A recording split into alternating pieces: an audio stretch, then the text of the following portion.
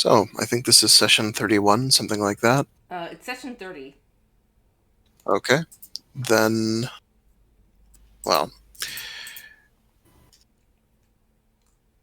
according to the calendar, we are resuming in Dark Season, Harmony Week, Freeze Day. Yeah.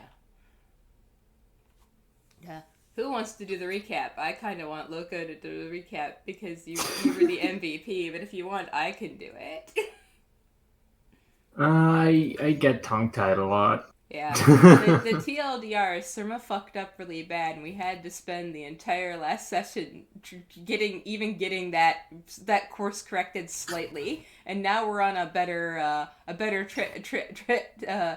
path towards getting leveling that massive fuck up back out.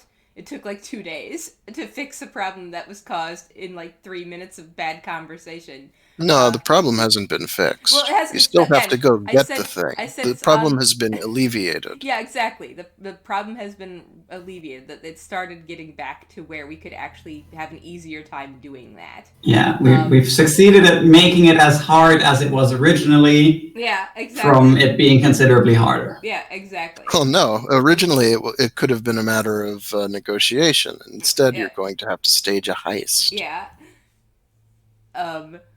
So okay, so the result is we still have to do the heist, but now Rurik is less pissed off. Yeah, basically. No, here's okay. I'll end up recapping it anyway, I guess. So what actually ends up happening is that when we all got separated, Philomena went to Argarath to do shaman stuff. Yes, I suppose. Illumination training, but you don't know that yet. We don't know that. But essentially, Talak and Philomena went off in separate directions while we dealt with the aftermath of Surma's falling out with Rurik in her attempt to secure a route to the translation cylinder. Whereas Potov and Surma decided that they were going to figure out... when Surma told Potov and Kakti about this, Potov and Surma essentially agreed that they were going to try to impersonate Rurik, and Kakti helped out a little bit with that by preparing some of the wooden components of shield and spear, and Potov decided to spend more of the time preparing spells for the disguise. Meanwhile, Kakti went back to the Grove, communicated with what was it? Sunlight Friend. Light Sun Friend. Light Sun Friend. That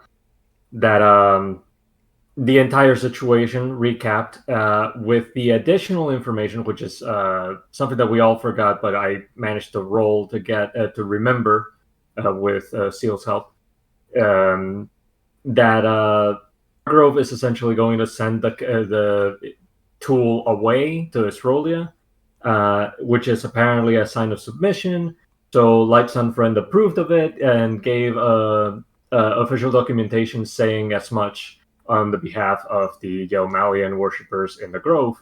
So Kakti took that on her own, and in the middle of the holy day of a different deity that is opposing Yelmalio. It's a string of holy days for darkness deities, which means the Yelmalians are involved in a bunch of counter ceremonies in their own precincts.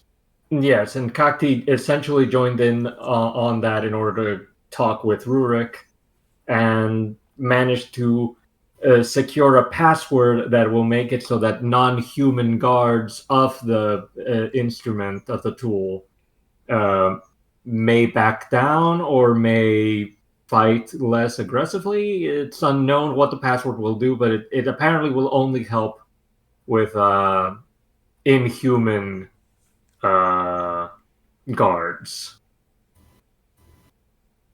And the mundane defenses are all still in place, yes, and those have to be thwarted on their own. Essentially, it's not that Rurik is still pissed off, it's that Rurik has to do this because of his position. Yeah, now Rurik's honor is not honor and ego isn't tied up into it, and he's actually rooting for us to get it, but he can't he can't openly root for exactly us. Yeah, and Cacti just like Loco just rolled like he does when he needs to save everybody's asses. It was amazing. I mean, I kept rolling even after that. Yeah, apparently, I got a point of honor for being the one Aldrami that went through the Yelmalio defense ritual. The human style, which involves having a burning flame nearby, which the elves do not use. But now we can get started. But Surma went and talked to a bunch of Flintnail dwarves to learn about Pavis and civilized people. On her way to getting armor for Potov, so Potov can pretend to be Rurik. So that's what Surma did. She learned a bunch. So now we can start. And Potov just got drunk and decided to cosplay. Potov also participated in some fairly important religious ceremonies and had a bit of a revelation. We because of meeting that NPC, the city has a new blue sun priestess to participate in the rituals, and that, according to you, that position had been left vacant for years. So that's pretty cool. It means the spiritual power of this area is amplified by that position now being filled. So Terra Bree was a good addition to the town. The region, I would argue. Anyway, we can start. Sorry about that. And we're going to start with Talak, as in, where have they been during all this? Because it's been, I think, 4 days since they were last seen above ground. Surma's worried about it. So Talak, when you last parted from your mostly human companions... Well, 50% human. Yeah, sure. 60% because there's someone at the door. Hang on. Sure. Oh no. 60% because of reasons. Therma counts as extra human, I bet is what they were gonna say. I'm prepping. I mean, could be that Cacti's kind of adoption makes her more human. I don't know. Maybe. Oh, speaking of, did Cacti go back home to Vichy's for the night, or did Cacti stay at the Grove for that night after Cacti pulled off that literal miracle? Considering what Seal mentioned, I believe that Cacti is probably going to be leaving the temple later. She's probably still at the temple whenever this starts. Yeah. Okay. Like, she remained for the whole ritual. Yeah, that's right. The ritual ends all night. So, Surma just worries all night because Cacti doesn't know. She has no idea where Cacti is. Yeah. That is true. I didn't tell anyone. When she went to the bar to try to find Potov was already cosplaying as Rurik, so she didn't even go to talk to them. Or talk to him. So, yeah.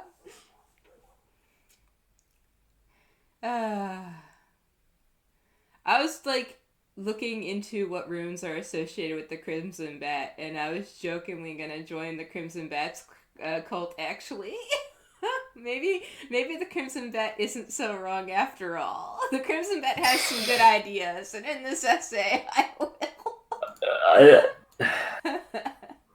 I'm pretty sure the Crimson Bat just is, and isn't about divulging a philosophy. It's kind of weird that it's worshipped because it's more I guess to me it sparks me as kind of Catholic because it's more like a saint, so it's worshipping the saints than it is worshipping the actual God, because the Crimson Bat is just a envoy of the Red Goddess.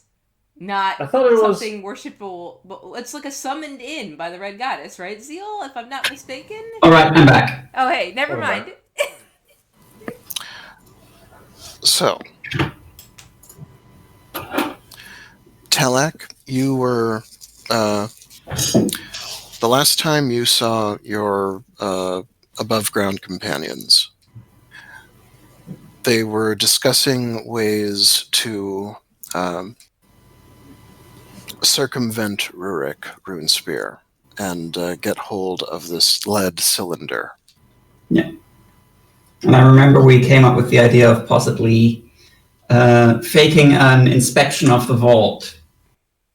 Well, not faking, but actually inspecting the vault. And yes, getting actual authorization to inspect the vault on behalf of the Pavis dwarves, since they built the vault in the first place. And on that basis, you headed off to Dwarf Hill. Well, Rich Hill, which has Dwarf Mine under it.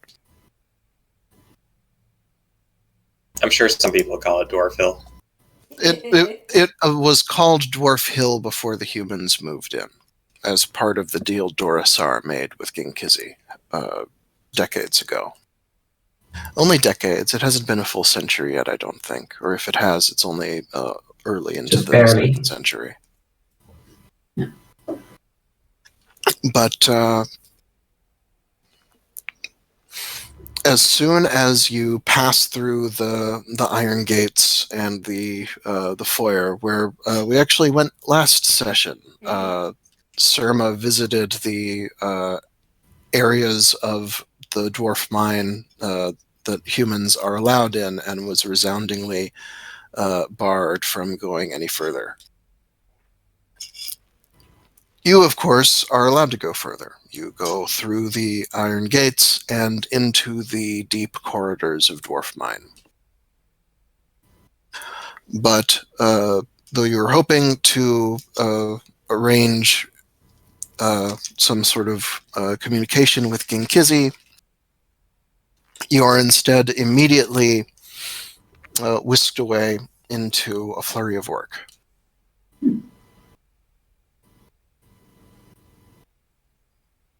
There are great preparations going on beneath Pavis, now that the great war table they were creating for the king is complete.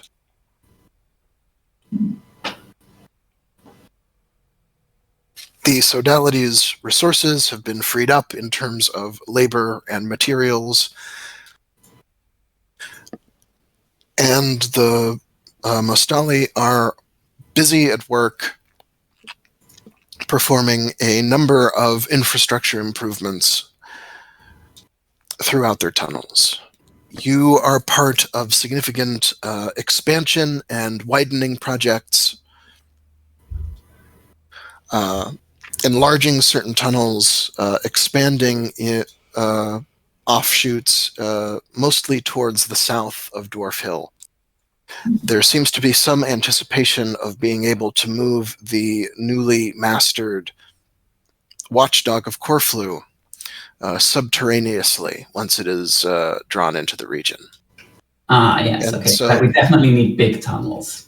Big tunnels and significant sets of rail track to be able to mount it on rollers and just send it through the tunnels, that sort of thing, as well as other strategic movements.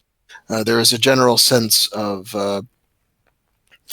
not just expansion, but fortification. The Mostali are refurbishing tunnels that had previously been left abandoned because of proximity to the trolls, for instance, and generally putting everything in strategic readiness, especially for communication to the west with Dragon Pass. So why don't you give us a roll to demonstrate Talak's participation in all that? All right. I think I'll make that a masonry augmented with devotion to my cast duties. That makes sense. How devoted am I feeling today?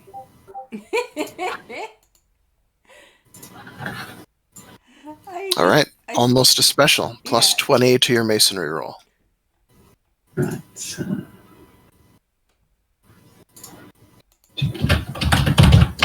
142. A normal success. You acquit yourself well, despite, as the dice shows, significant challenges in the work. Not every Mostali would have succeeded on an 85 in their cast duties, though most would.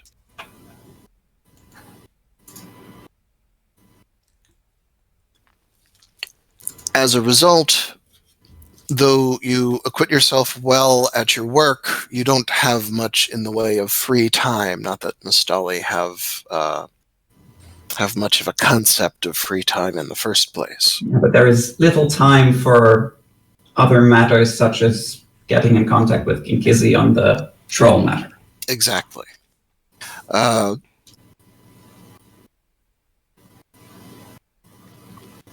It is only towards the end of this stint, on Freeze Day of Harmony Week, that you are able to find a break in your schedule that could potentially allow for communication with the Gold Dwarf. What skill will you use to try to accomplish this? To get in contact with the Gold Dwarf, or to convince them of... Possibly both. But primarily just to get to speak to Ginkizi in the first place. That will require maneuvering socially. Maneuvering socially.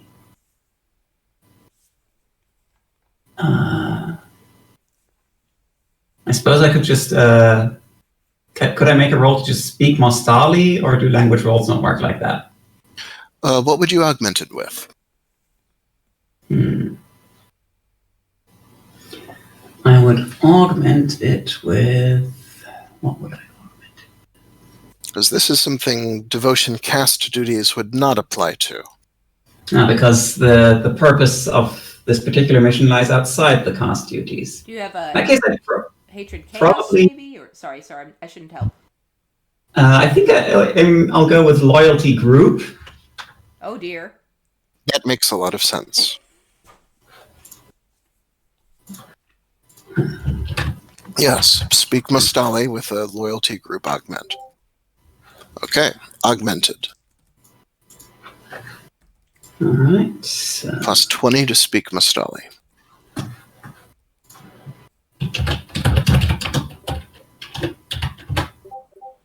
Success.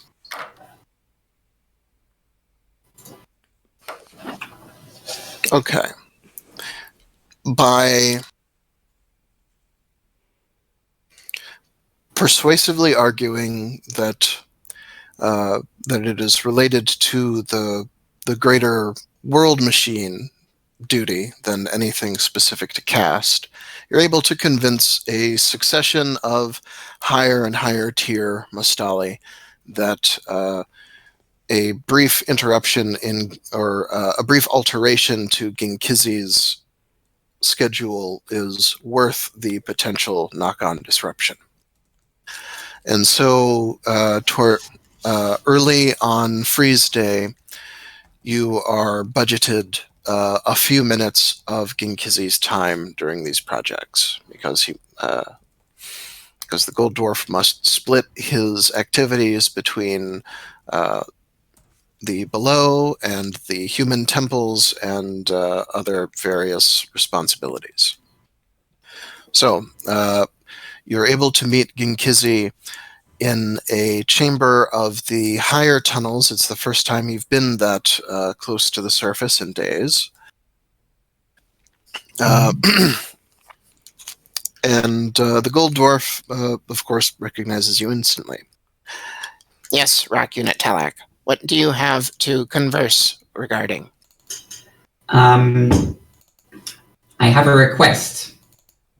I would like to request being sent to, I think it was Sun County.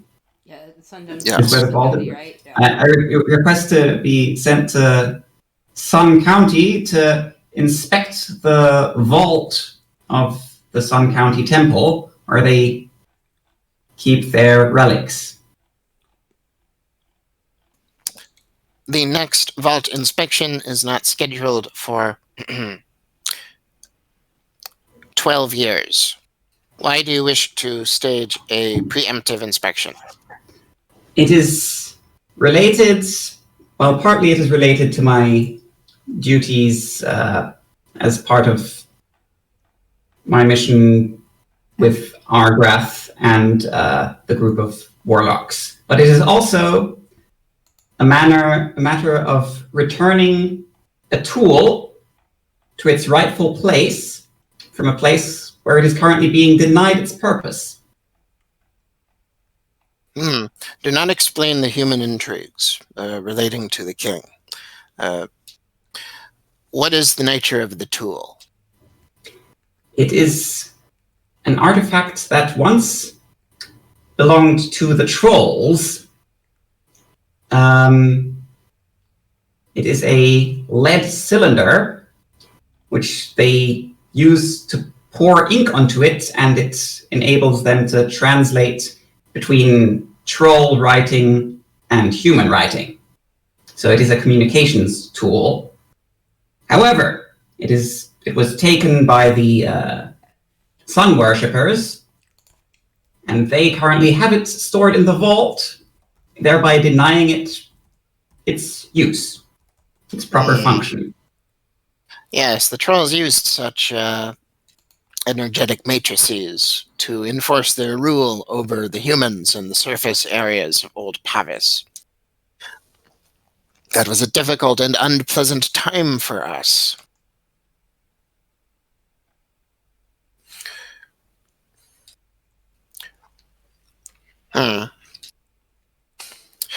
What use will this tool be put to once it is removed from this vault? My understanding is that it shall be once again used to facilitate communication between the trolls and other people, though this time not in order to subjugate them to the trolls, but to foster cooperation. Telak, give us an int ×3 roll. Your loyalty augment applies. Int ×3 plus the loyalty augment. All right. Aha! Okay, great. With a crit, you remember all of the details of the original discussion with Hargrow in the Blind Lamp. And among other things was that, yes, the relic will be used again, but crucially, it will not be used in Pavis. The troll says he's sending it back to Asrolia. Yes, in that case. Also, it shall not be used for communication in Pavis. Trolls intend to return it to Asrolia. A tool being returned to use by our enemies, but elsewhere, where different sets of relationships exist.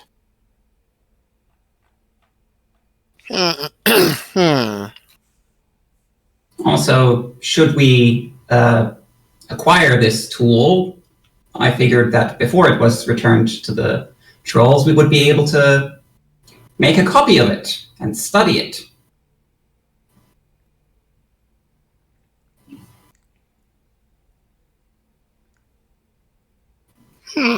Yes.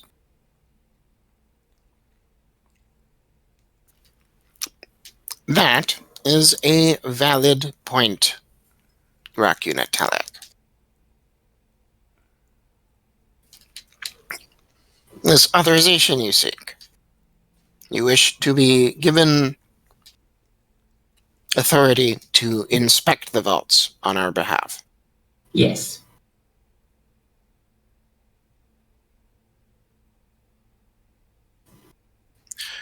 The Gold Dwarf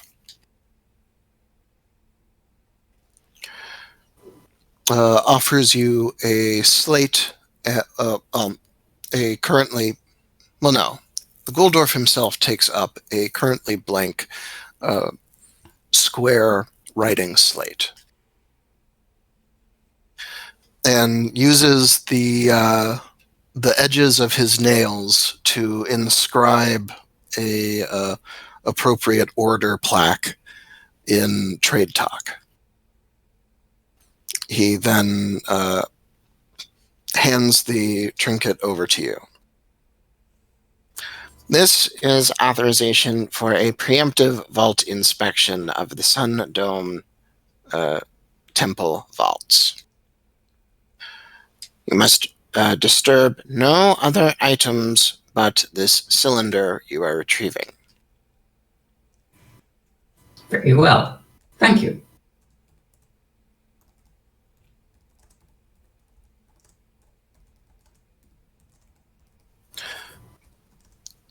At that point, the Gold Dwarf's time is, time with you is up, and you are summoned back to your labors beneath the city for the remainder of the day.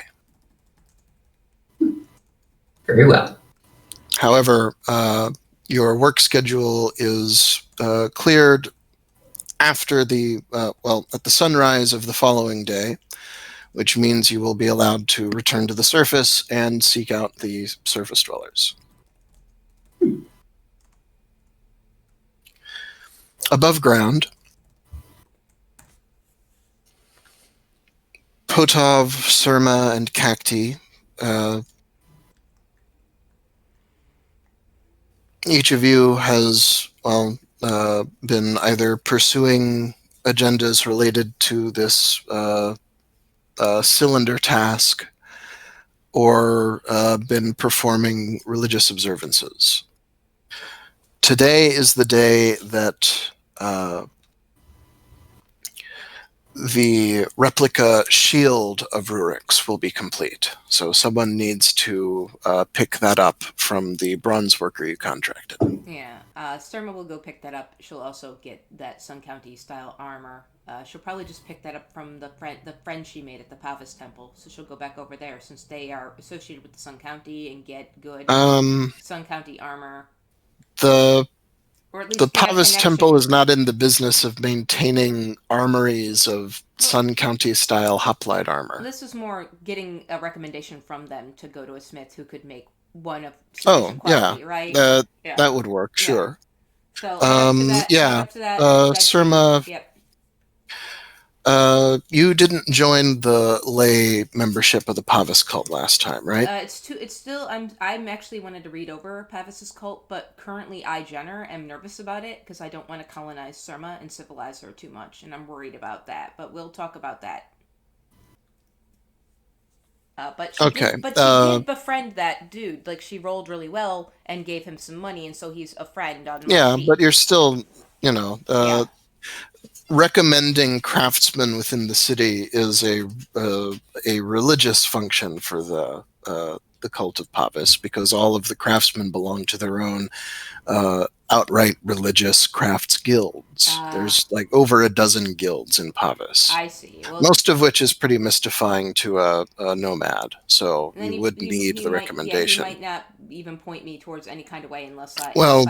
It's more that if you were a lay member, this would be something you could pretty much request for free on a successful worship roll. But since you're still a foreign barbarian, even if you are here as a warrior of the current king of New Pavis, Pavis applies to a whole bunch more than New Pavis, including the priest's responsibilities. So for you, it will take an offering. Not a big offering, though. That's not a big ask, but something like probably just one silver lunar coin's worth. Yeah, but that's what it is. It's a transaction with a guide. What I'm actually going to do is give them 1L in goods, and I'm going to give this guy who is now my friend. I was hoping you'd name him, by the way, since I literally have him written down as a friend on my sheet here now. A water skin of cactus is a good, so give him an elf gift, a high quality water skin as a good of L. It's a quality that would count as an L of goods. Yeah, you can substitute goods for coins in pretty much any transaction. Yeah, but specifically just, hey, I'm pals with elves. And, also, you and I are friends. It's more of a, for Surma, it's a very, my friends are almost... roll POW times 5, a chance roll to see if the priest friend you made is on Sure. Hold is on. working when you approach the temple. I have to do math now because my POW is now 18. So 90. Should I augment that with something just to be? Well, let's just. Do you want me to just do raw? You roll? can't usually augment Yeah, chance okay. rolls like this. Just I a could- flat You power know, roll. I could still fail this. I didn't though. I got a No, special it's a success. special. He is on. And let's say the priest's name is Jushur. Okay. Spell that for me because he's on my sheet as a friend, so I definitely want him written down. Thank you. She's happy to see him again. So yes, Jushur has access to a registry of all the guild-affiliated craftsmen in the city. Mm-hmm.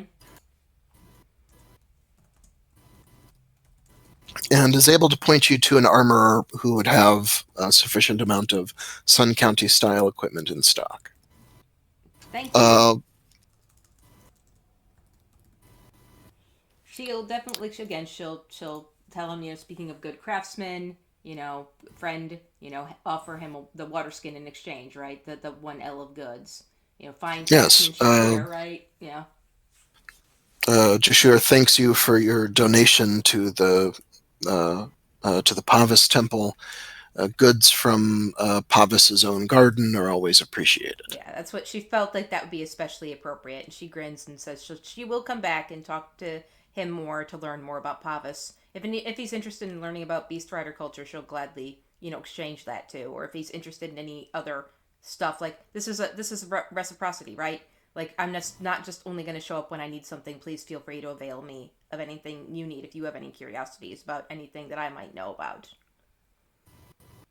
That's how friendship works with Surma. So we're just there for each other. She explains that to him.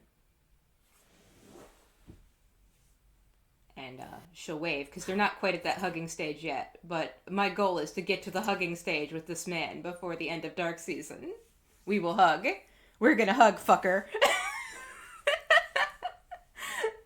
Anyway, she'll head up to that person recommended by him with a wave, a fond wave, and pick that up.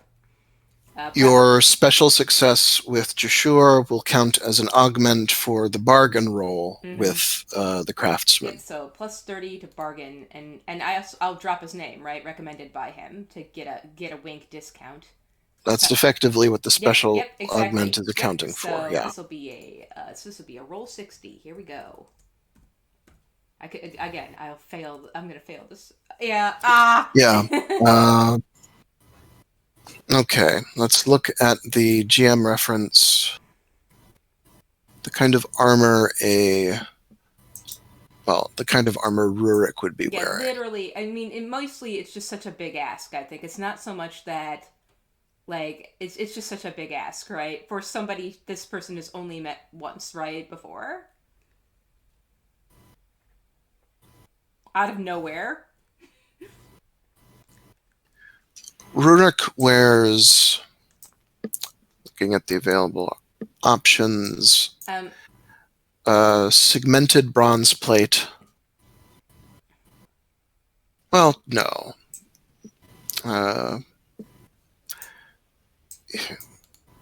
The Sun County formations aren't usually that heavy because it's prohibitively hot in the, Pavis the Prax environment. So more like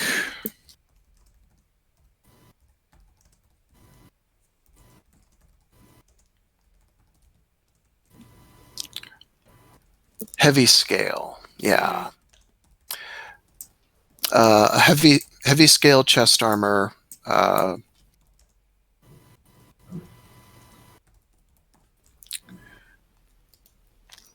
Heavy scale skirts for the legs, and bronze plate greaves, though, and an open helm, and bronze plate vambraces as well. Yeah, so that's pretty expensive. Particularly the bronze pieces, yes. The bronze in particular is going to be difficult. With a failure, I'll have to pay full price, even with protection. With a failure, with a failure, and you're not providing any of the materials, you're going to have to pay full price with a markup. Yeah, with a markup. Additionally, it might take additional time to even get the Let's materials. say You might not even have them in 20%. stock. Yeah, 20% markup. Yikes! So what is the full cost of that then? All right, going down the list, an open helm is 20. Mm-hmm. Bronze plate vam braces are 100. Oh dear. Heavy scale is 40, so we're up to 160. Mm-hmm. I got that. Abdomen heavy scale. Heavy scale skirts is another 60, so 220. Yep. And bronze plate greaves 120, so 340 before the markup. All right, and so we have 340, and then the markup is what? 20%. Shit. So that's times 0.20. Should be That gets 408 times 1.2. Oh, 1.2, so 408. Okay, that's very expensive. Surma can't afford that. She has like. Yes, it's more than 10 peasants' monthly income, well, yearly income put together. Yeah. She has 78 L right now. Nano, are you back? Ah, great. So, Sorry, I just got back. no, it's all right. Surma tracked down an armorer who could make or had in stock equivalent armor pieces to what Rurik wears, and I believe after she failed the bargain roll, after the markup, the full price was 408, right? Yeah, 408. I just wrote it down. That's a lot of money. Yeah. He has bronze vam braces and greaves. It ups this price up quite a bit. Well, I have like 100 on me, 120. Can we does he have them made already? Can we just like return them after a few days? Oh yeah, we could do like a rent. Like let me promote your like let me do promotion of your material, right? That's we're not doing the Mass Effect. No, can we just like rent them?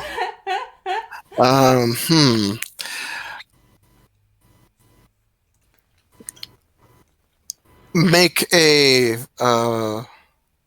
a communication roll to convince him, Nano. Okay.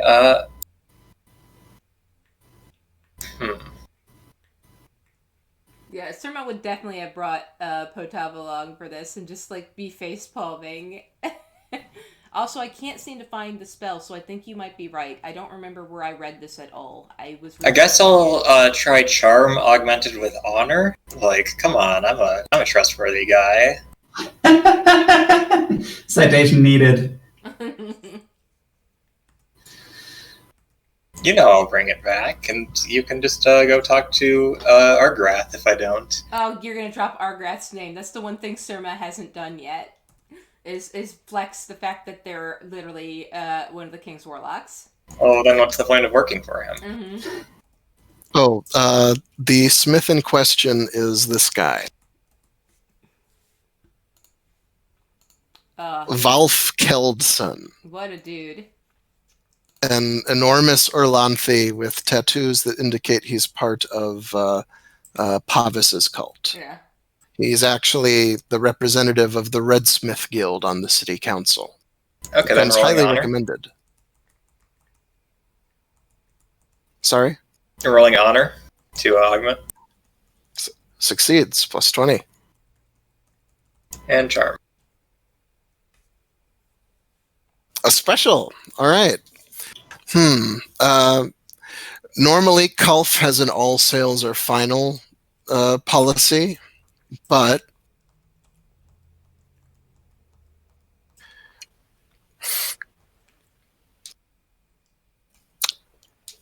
he'll Listen, it's for official Argrath business. What he'll do is, don't you want to help the king? He'll rent you the. Walk away so she doesn't see this anymore. Let me know when it's done. Sorry, could you keep talking? Just He'll let you rent the full set at a quarter of list price. Actually, he'll do you a favor and calculate it at only calculate it at the pre-markup value.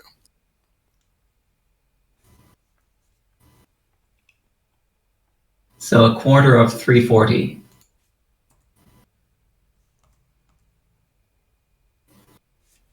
So 80. Yeah. For 80L, he will allow you to he'll allow you to rent the full set of gear, but if you would return any of it damaged, as in missing any of its HP, you'll have to pay full price on for the rental. Only of that piece, though. Yeah. Well, I do have 80 on me. Still pains me to part with that much. We're not getting paid for this. Yeah, I mean, I got 79, so Surma can and again, this was Surma's mistake that we are coming back from, so I can at least give most of that.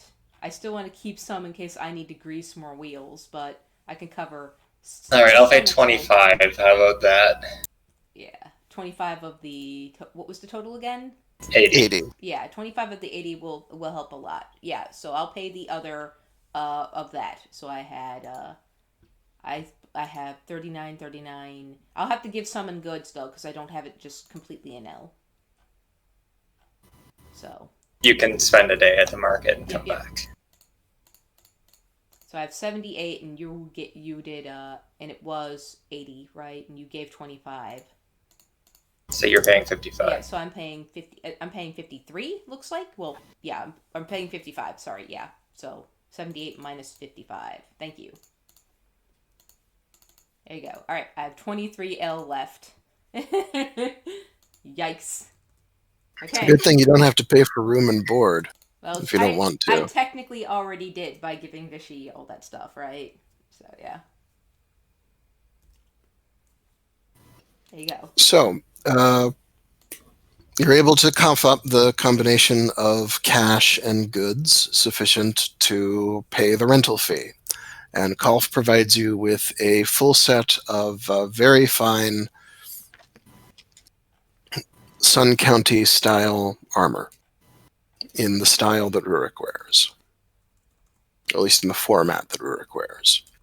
It doesn't look exactly like his, of course, but it's a firm basis over which to try to weave an illusion. Or just a disguise. Mm-hmm. It's going to be disguise first, and then maybe illusion second if it fails. Now, we know what Talak is doing until the next day. You've acquired the armor. For you, 3 above grounders, what do you do with the remainder of the day? Surma is actually going to go look for Cacti since she didn't show up last night. I assume that as soon as the ritual was over, I would have probably gone back to the meetup place in front of the I can't remember the name of the temple. Yeah. Sharana Roy, yeah. Yeah. Cacti, the ceremonies you were involved in continue until the crack of dawn on Freeze Day. At that point, there is a changing of the guard with new initiates and rune lords taking the place of those who stood guard on the previous day, because today is another Darkness God's High Holy Day. They have to do this a lot during dark season. But yes, after standing your vigil by the fires, give me a con roll to see whether you're exhausted after all that. Would that just be the Con times 5? con times 5, yeah. Okay.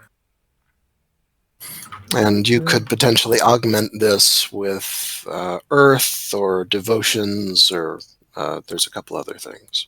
Oh, okay. I didn't know I could augment contracts like that. All right. So let's see. Devotion. Oh, right.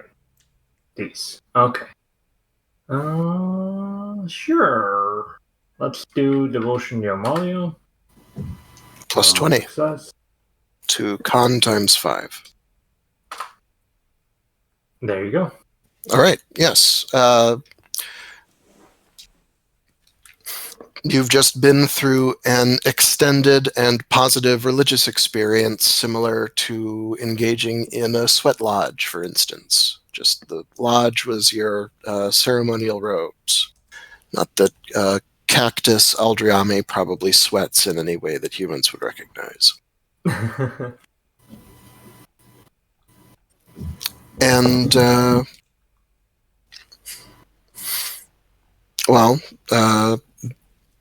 that all happens at dawn. You have the rest of the day, which includes Surma and Potov's negotiation over the rental armor.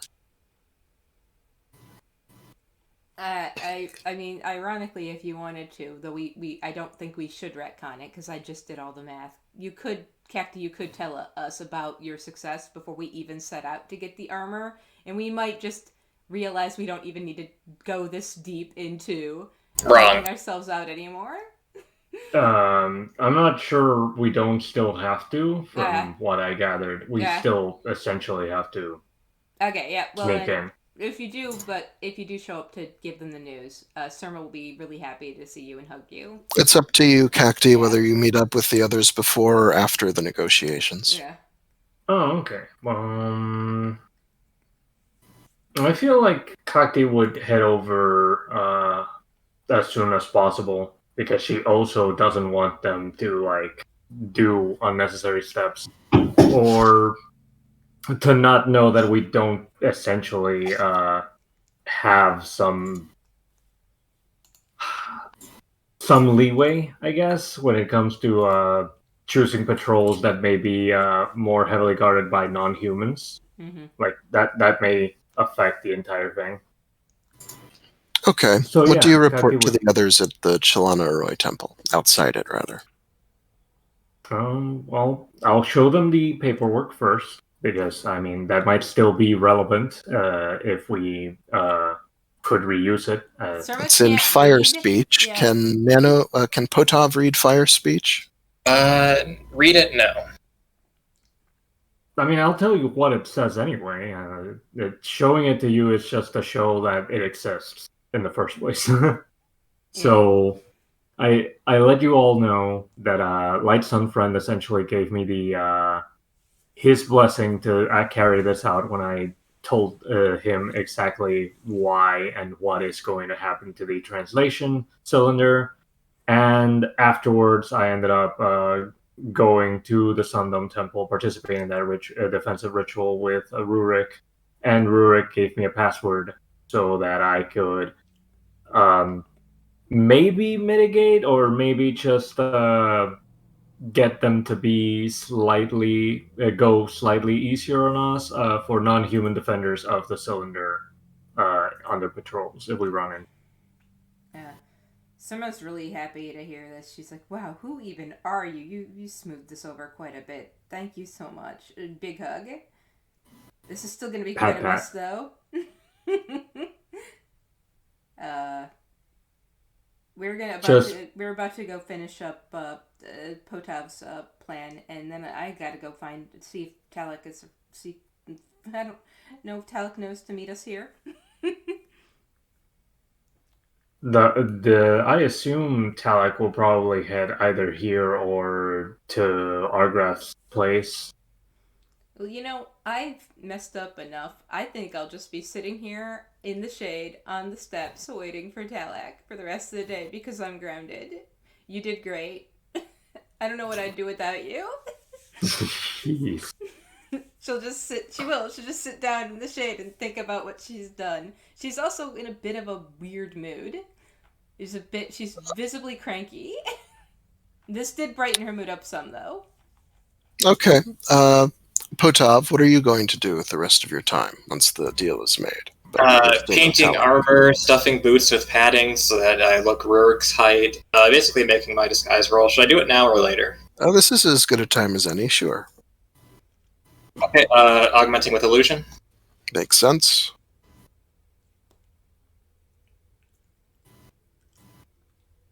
Success. Plus 20.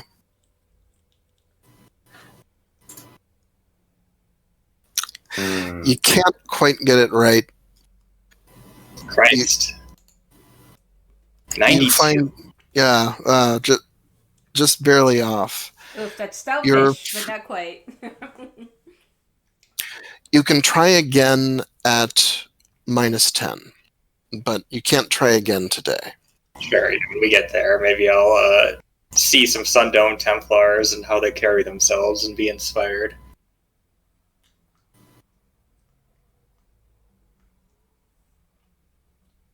Yeah.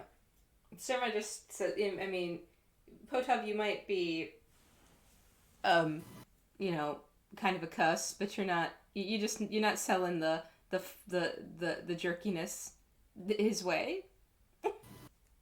Somehow you just don't seem to quite have the right bearing, the right affect. Well, I'm very illusionary right now. He's very truthful. Yeah, you don't know how to impersonate a Truth 99 rune person. There's a part of me that's just imagining Potov keeps trying to incorporate the goat skull into the entire outfit, and it refuses to compromise.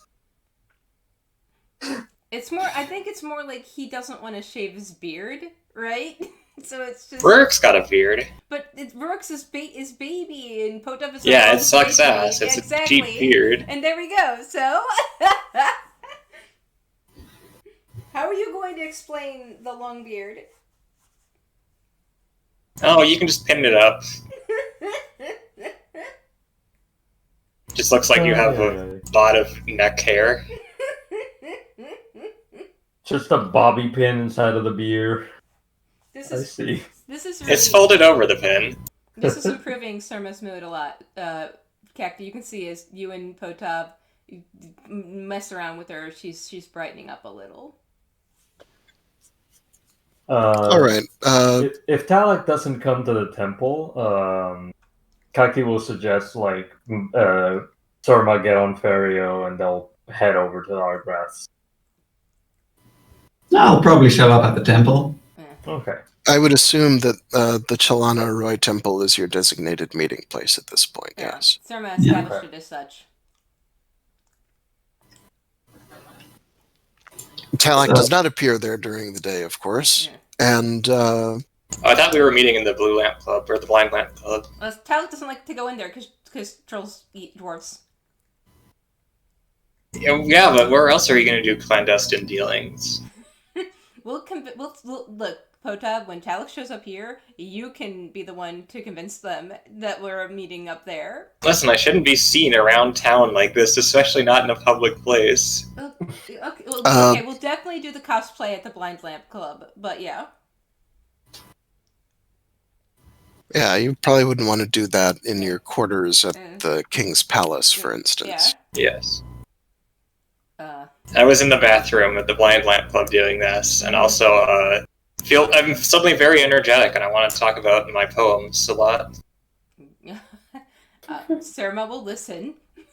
She owes you 25 L, so now you can just take advantage of that. We should form a business, Surma. Go on. I'm listening. I'm listening to your offer. Can't not. Yes, I'm trailing off because I'm done with this joke. Okay, good. Oh, I see.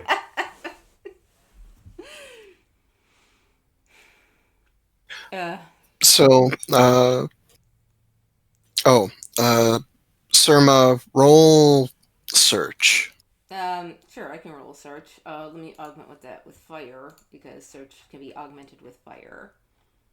So that'll be 93. So I had to scroll back up to my fire rune. Here we go. Watch me fail it. No, please stop jinxing myself. I might though. I did. Luckily, it wasn't a fumble. But it wasn't a Holy fumble, shit. so you don't lose Holy any of it. shit. Okay, this is gonna be a very bad search, y'all. Sorry. I have not leveled up my search at all. Can I use scan instead? Wink. No, this is Dang. search. Okay, yep. Yeah. Roll 1d3. Okay. Sorry. 2. Somebody pickpocketed you during the time you were just staying near the steps of the Chelana Roy Temple. It is near a bunch of effectively homeless camps, right? Mm-hmm. And you do note that you get some looks from the child gang that made fun of some of the group Yeah. back in sea season. Mm-hmm. At some point, someone pilfered 2L worth of coins or goods from you. Wow, that's a whole lot of coins. Yeah, cool. Ouchie. We'll have to be doing some paid work here soon. But the person who got it is probably happier than you lost it. So the Surma, overall amount of happiness in the world Surma actually isn't even upset. She's impressed at their skill and bravado, right? Because she's a pretty beefy warrior. So yeah, the fact that they would be so brazen is something. It doesn't sour her mood quite that much, though. Her dwindling supply of money is going to become a problem, I suspect. Somewhere, some street urchins are enjoying a great bounty of fried herd meat bought from a street vendor. It's kind of funny that if the person had just asked, she probably would have given them more. So they kind of screwed themselves over. But they couldn't have known that.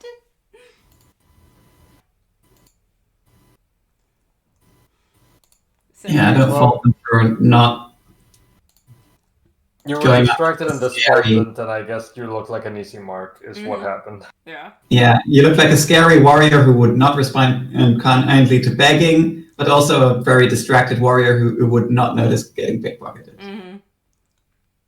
Yeah, I mean, externally, Surma does look like, a fucking anime villain. So yeah, it makes sense. Anyway, yeah, Surma released that day, Freeze Day of Harmony Week is holy to Kyger Litor, the mother goddess of the trolls. And the deep drumming and hooting and the sounds of dancing and weird discordant troll singing comes from the enormous tents erected in the center of the plaza north of you, in front of the colonnaded entrance of the Lightbringers Temple. Mm-hmm.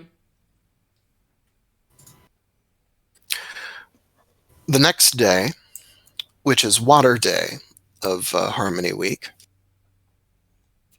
the tents are all taken down at dawn. And Hargrow, carrying his obsidian-tipped spear, leads a procession of trolls to the center of the plaza. Dawn is just starting to really break and change the color of the sky when the trolls complete a ceremony that shrouds 100-yard radius area in darkness at the center of the square. No physical tent, it's just as dark as night there. And that block remains for the rest of the day.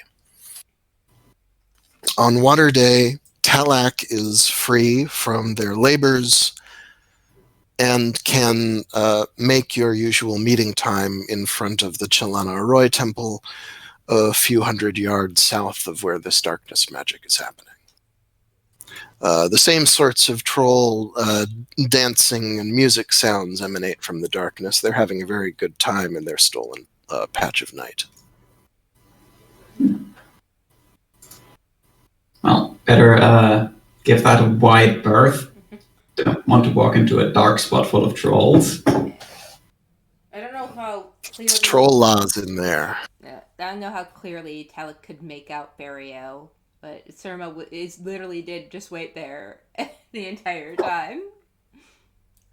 Just slept there. Yeah, just which is how she got pickpocketed. Yeah, I probably. assume. Yeah, probably. Yeah. Yeah.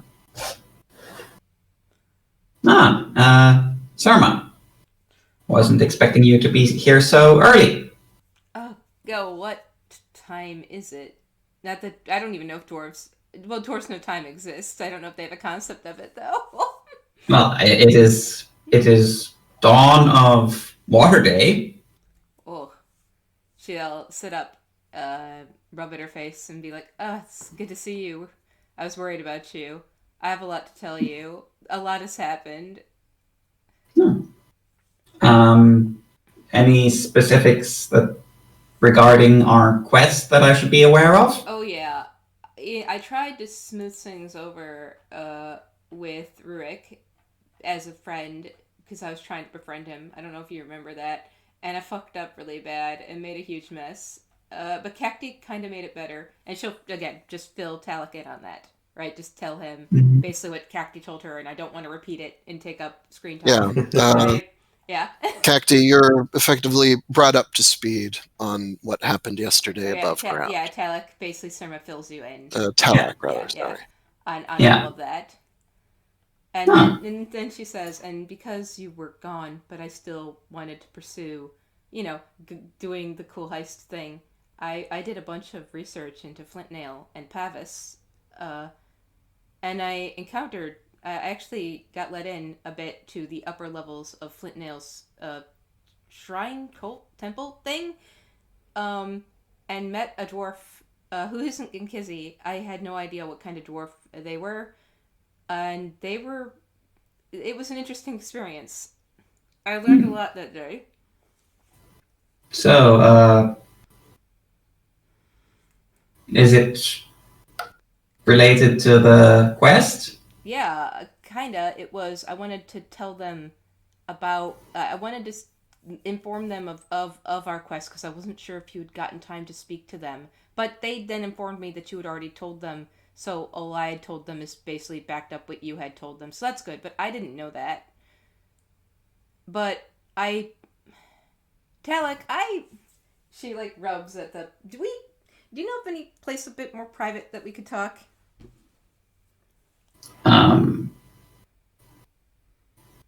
I'm not entirely sure what you mean. She gestures. Go, I guess have a seat. We'll talk next to me or whatever. I want to talk in a low voice. All the drumming probably will actually make this conversation pretty like secretive anyway. Hard to hear right over the clamor. You're far enough away that it's not that disruptive. It's more in the background. Yeah. So she says, so it's become apparent to me now that most human beings are not born intrinsically knowing their purpose or having one assigned to them. Yes. The way dwarves have been, I guess, is the way the way you've kind of impressed upon me. And I hope if I've made the wrong assumption, please feel free to correct me. That dwarves are. Yes. But I was born with the innate purpose to be sacrificed to the Dark Eater. That whole thing that we're exploring into now. She looks up at the sky. Do you think I'm acting against my purpose by trying to take my designation into my own hands?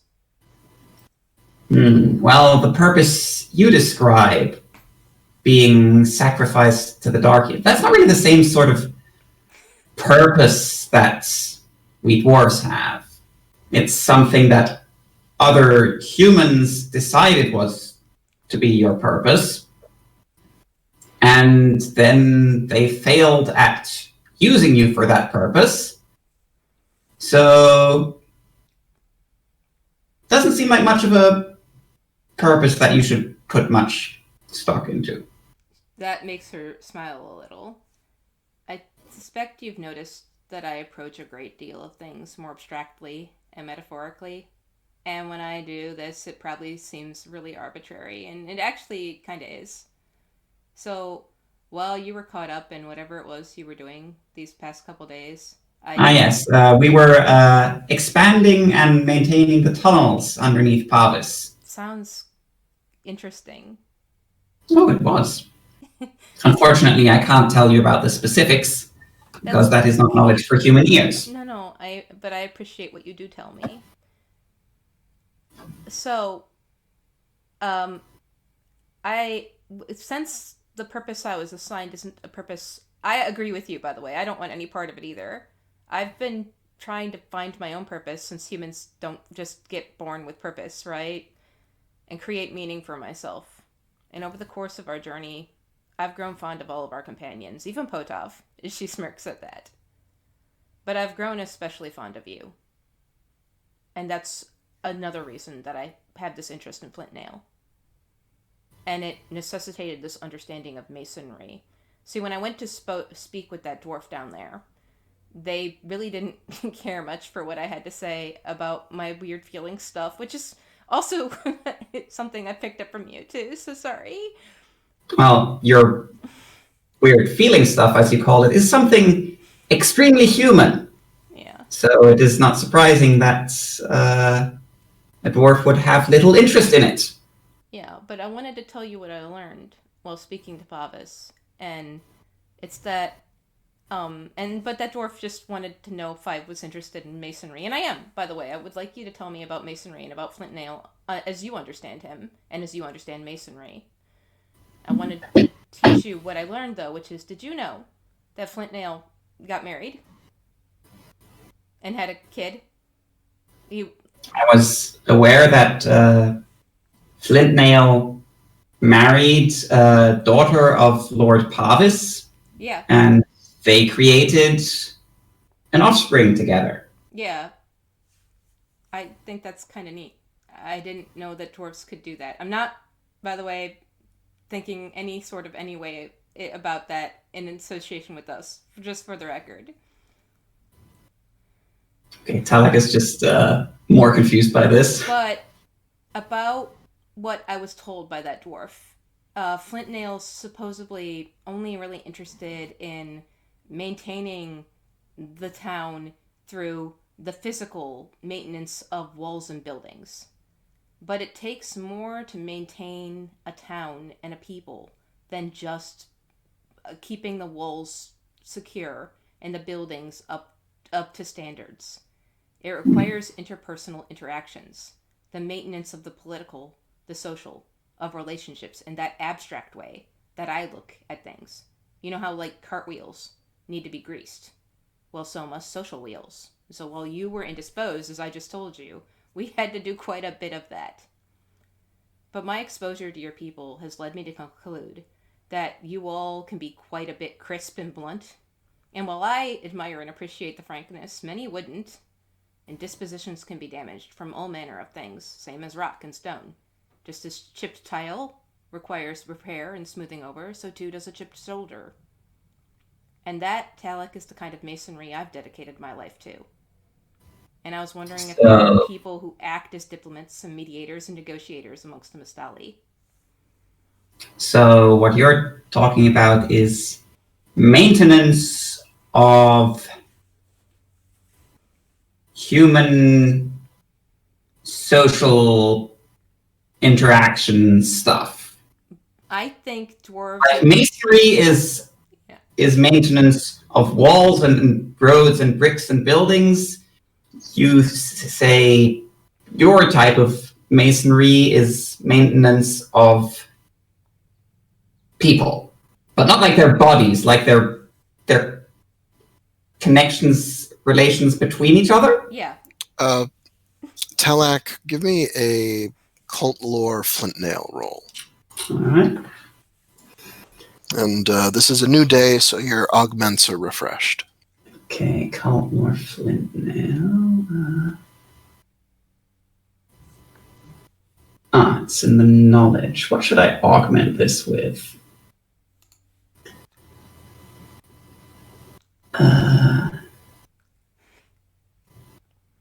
It's probably not going to work, but can I augment it with Insight Human?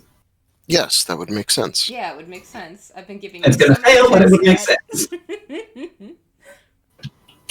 I support it. Ah. Yeah, does not contribute. Okay, cult lore Flint Nail. Oh no! Oh, fumble. Wow! You fumble your cult lore flintnail roll. You have 30. So do I... You I'll put it this way, Talak. You suddenly feel very acutely that you are ultimately a somewhat junior rock dwarf in the grand scheme of the sodality. All of your instruction in the cult has been directly applicable to stoneworking and stoneworking alone. Your education, you're suddenly, and maybe for the first time, acutely aware that your education has not even begun to touch on the social and philosophical theory of the flint nail cult. Asked how flint nails architecture contributes to the cohesion of human society supported by Mastali. It's just above my pay grade. Yeah, you find that you have. This is an element of construction that you have simply never been asked to think about before. So what do you say to Surma?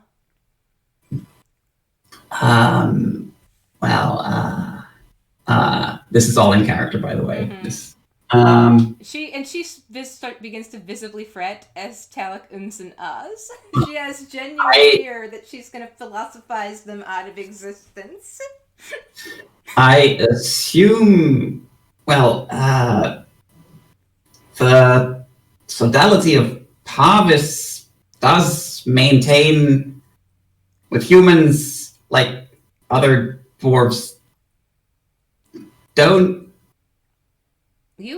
I honestly... Can I roll an insight dwarf to try and figure out, like, that they're struggling here, that they don't know? Yes. Okay, I'm gonna augment this with my love of the group. That would apply. Nice, normal success, so that's plus 20. Get a load of this. I'm gonna fail this. There we go. I didn't! Normal success. All right, yes. With a normal success, Talak, for this scene, for this particular interaction, Surma is able to read you. What does she get for a normal? Talak is just... has just become very aware of how much they don't know about flint nail, and ultimately how much they don't know about dwarf society. So Surma smiles and says, hey, she'll like gently tap your shoulder. Hey, back, get focused back on me. I'm here. Hey. Yes. Let's learn about flint nail together. Teach me masonry. I'll join your cult. You wish to join the cult of flint nail? Yeah, let's learn about them together. But you're terrible at masonry. Yeah, but I can get better. That's something humans can do. We get better. So, can you? Well, Surma, there is one condition. To join a cult, you have to have at least 50% in one of the gods' runes. And flint nail is earth and what? Earth and stasis. I don't have 50 in stasis, but I can get 50 in earth, so I'll need to do that. I'll have to up my earth rune. Yeah, I'll say that you don't need to roll Talak to... You know Surma well enough that she is not sufficiently... She would probably not pass the entrance exam to join the cult, which is not under your control as only an initiate. She would have to talk to one of the rock or other caste dwarfs who is a priest or higher in the Flint Nail cult. They would give the inspection. Surma, do you wish to learn about masonry because you wish to be a mason, or do you wish to learn about masonry because you wish to learn about the Mostali? I wish to learn about masonry because I want... Talc, do you want to get married?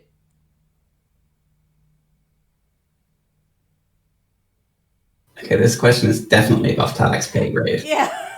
She laughs. No. She stops and says, no, forget I said that. That was dumb. I'm being dumb again. I want to learn about masonry for both reasons. I want to learn more about dwarves, and I want to learn more about you. I want you to grow in understanding yourself because of my like how the kind of person I am, and also my subcult of Yumalio is all about helping people figure out who they are. And I'm kind of trying to figure out who I am through my associations with everybody. And I mean, I told you I love you, and please put that out of your mind if it stresses you out too much. So, Surma, you would be a terrible mason. Yeah, I would. But you are an excellent Surma. It's true. I'm the best at being Surma, and you are the best at being and being Talek. a Surma is I don't fully understand what it is a Surma does, but it is certainly of great value. It appears to be fail a lot, actually. You make big messes out of everything. When we first met and were tasked with helping the Ingili woman,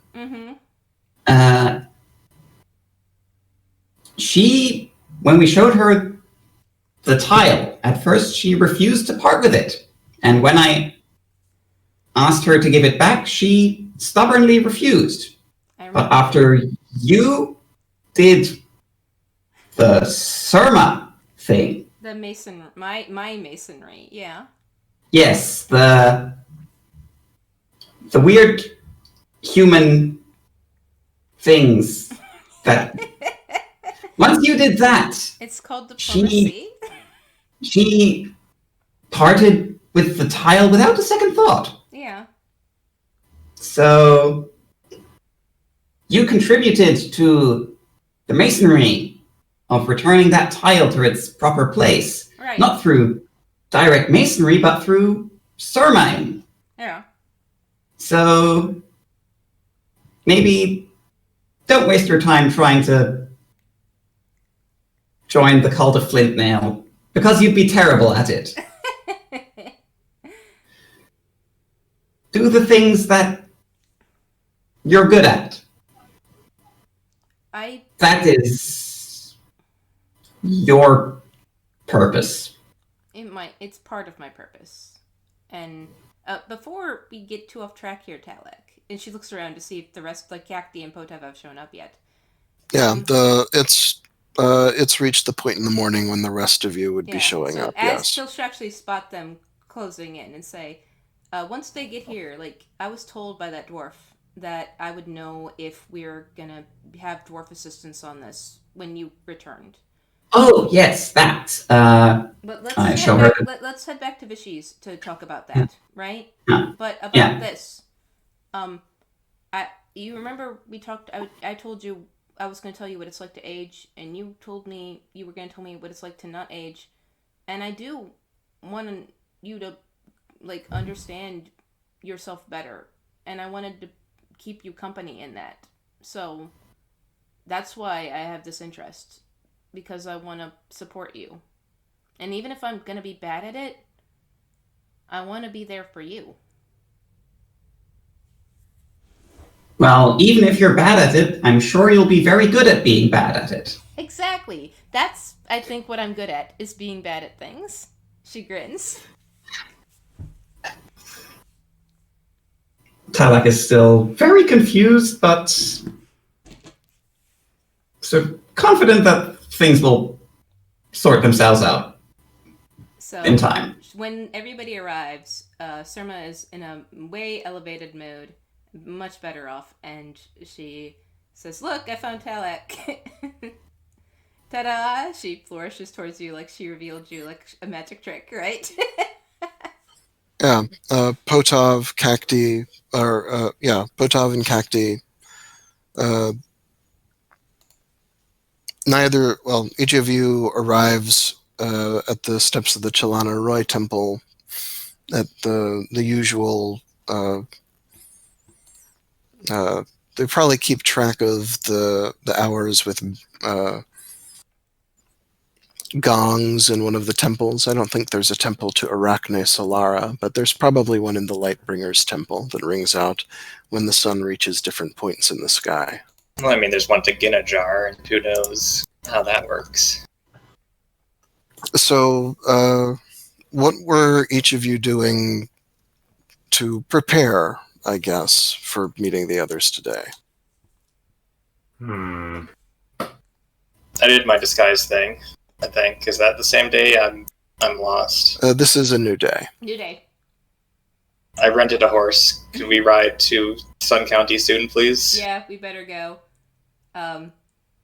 Shouldn't you be trying your disguise at -10 now? Yeah. When we get there, we'll do it. Yeah. Oh, okay. So We'll save it for the most tense possible moments. Yes. Speaking of Sundome County, I'll show the official inspection order to the group. Surma, I was able to acquire this. we got our inn. Thank you, Talak. But then we can't use the disguise, can we? Well, we can't. I don't know.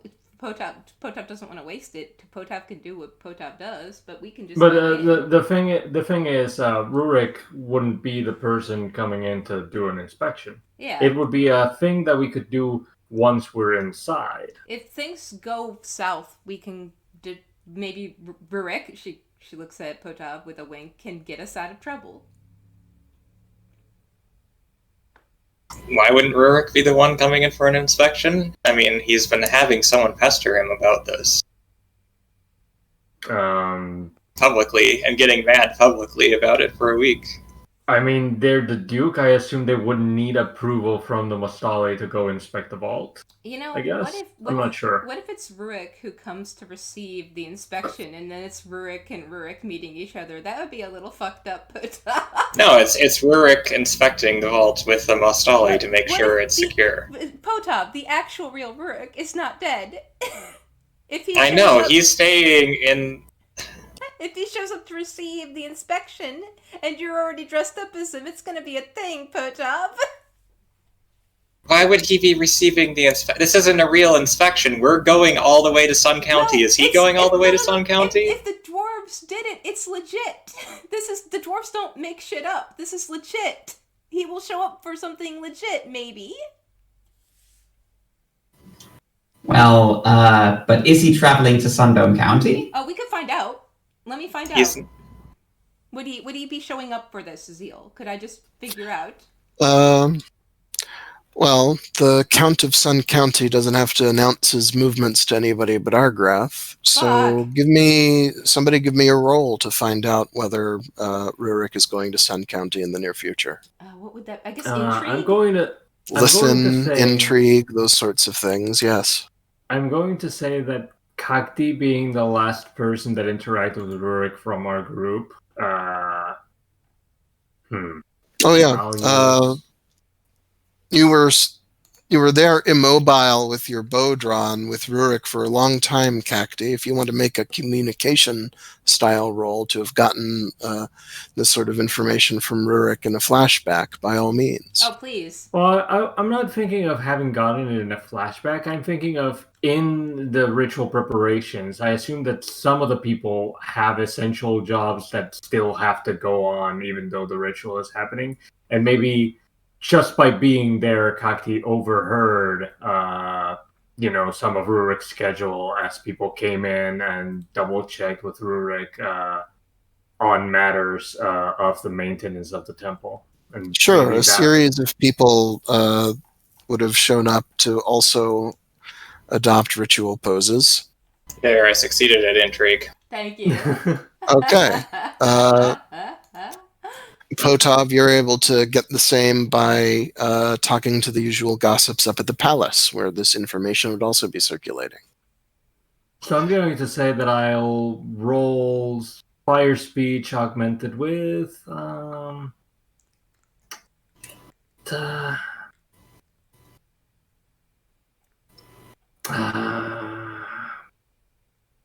can't think of something good. I guess I'll also roll intrigue. Why not? But as an augment instead of as the actual roll, would that be fine? Yeah.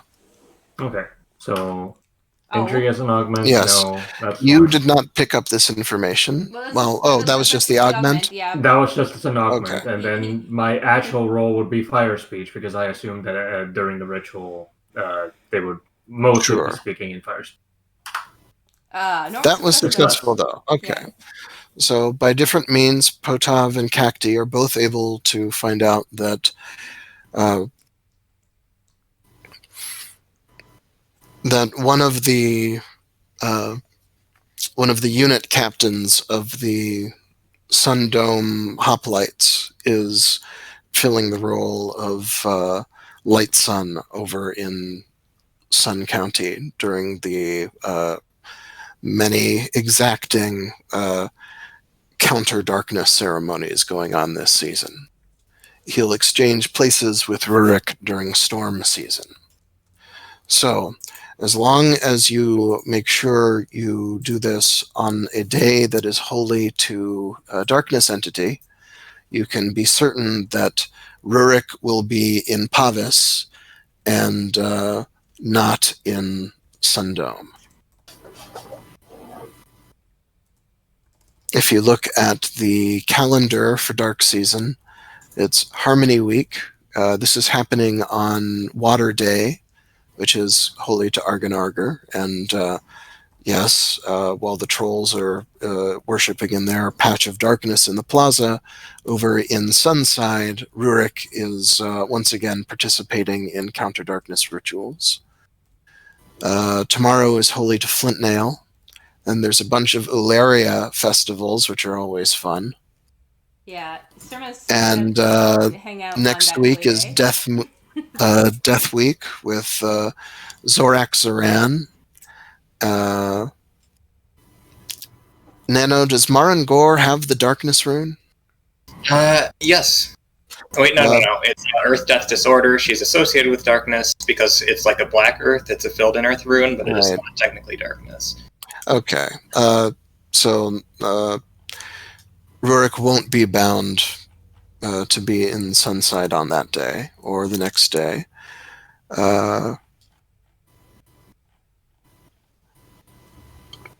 But in Fertility Week, there's a bunch of holy days to Gorakiki and Ziola Umbar. The whole week is sacred to Ziola Umbar, looks like.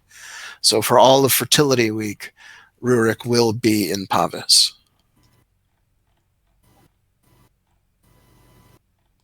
And what week is it right now? So what was that? What week is it right now? It is Harmony Week, second day. So there's no more darkness rituals for the rest of the week, but there will be one the first day of next week, and then the week after that, Fertility is all darkness rituals. So you have a limited window next week, and then a big window the week after. So when do you want to do this? Sooner or later? I guess. Well, preferably sooner. Surma looks to the rest of the group. Cacti? Let's just go. You want to do it? Yeah, the preparations are essentially already underway. I'm pretty sure that the spells that Potov has prepared ahead of time have a expiry date. So yeah, sooner is better. All right, Yeah, if you set off all, if you all set off mounted today, you can get to Sundome today while darkness rituals are happening. Yeah, and Surma will. I mean, I feel a little bit bad leaving Philomena out, but yeah, let's do this. Uh, Talik.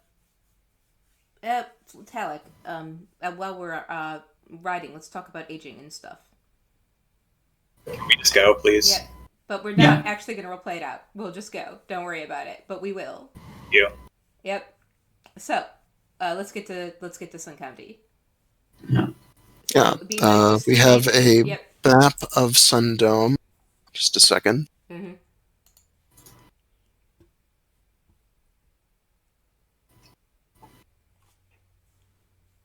Nice. There it is in the art gallery. Yep. And where you want to go is 4A on that map. Looking for it. The vault is supposed to be somewhere beneath the main temple building, which is the actual colonnaded, gilded holy space that is always suffused with light. I'm trying to find 4A. I see 4B. I'll keep looking. Don't worry. Yes. Was Talik able to? I guess this wasn't dwarf built, so they wouldn't have blueprints. Can Talik free associate using masonry to figure out where the most likely place with the vault is? Well, I mean, once I get there, I can probably earth sense it. Yeah. Oh, yeah.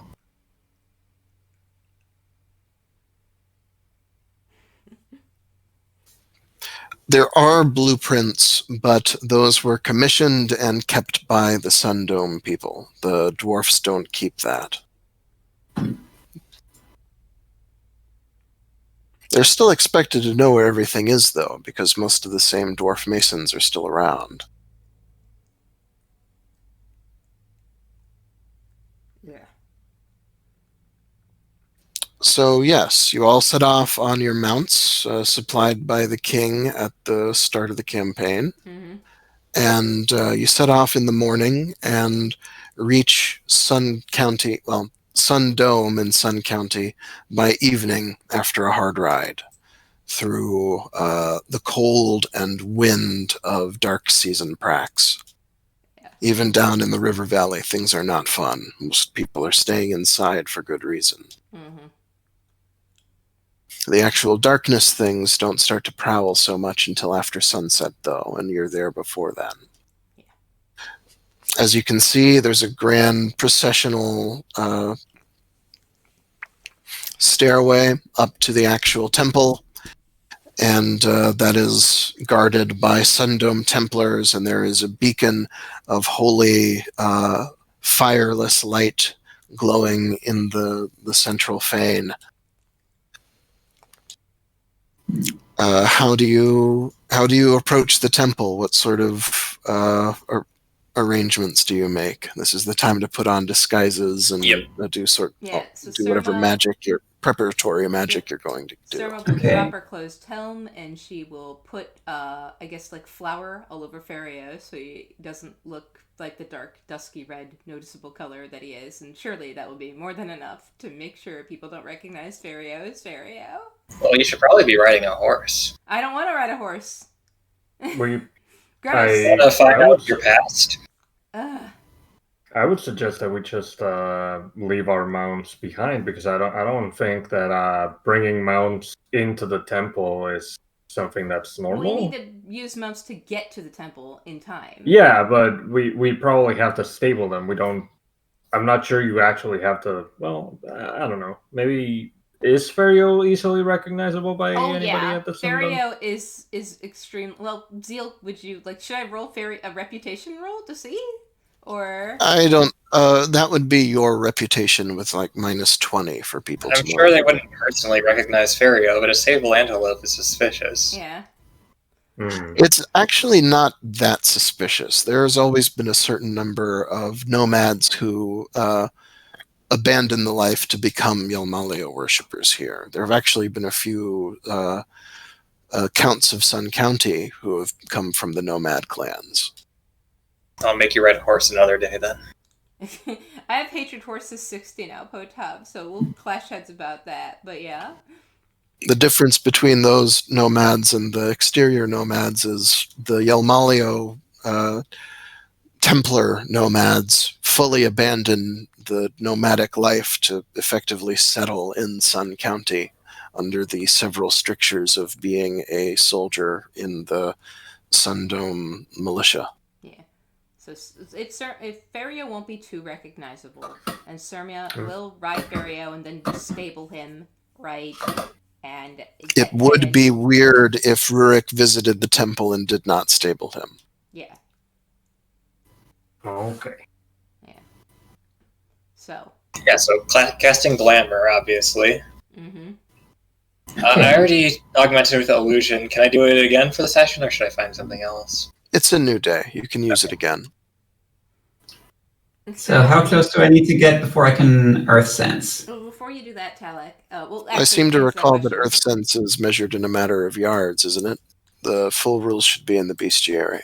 I mean, it's basically there's Earth Sense Scan and Earth Sense Search. I assume That's they right. have the same radius as usual Scan and Search. God! Oh, no. All right, Potov, you are not able to... Fuck! 92, then an 88? You did make your illusion augment, though, right? Yes. So, what this means is you do not have a mundane disguise.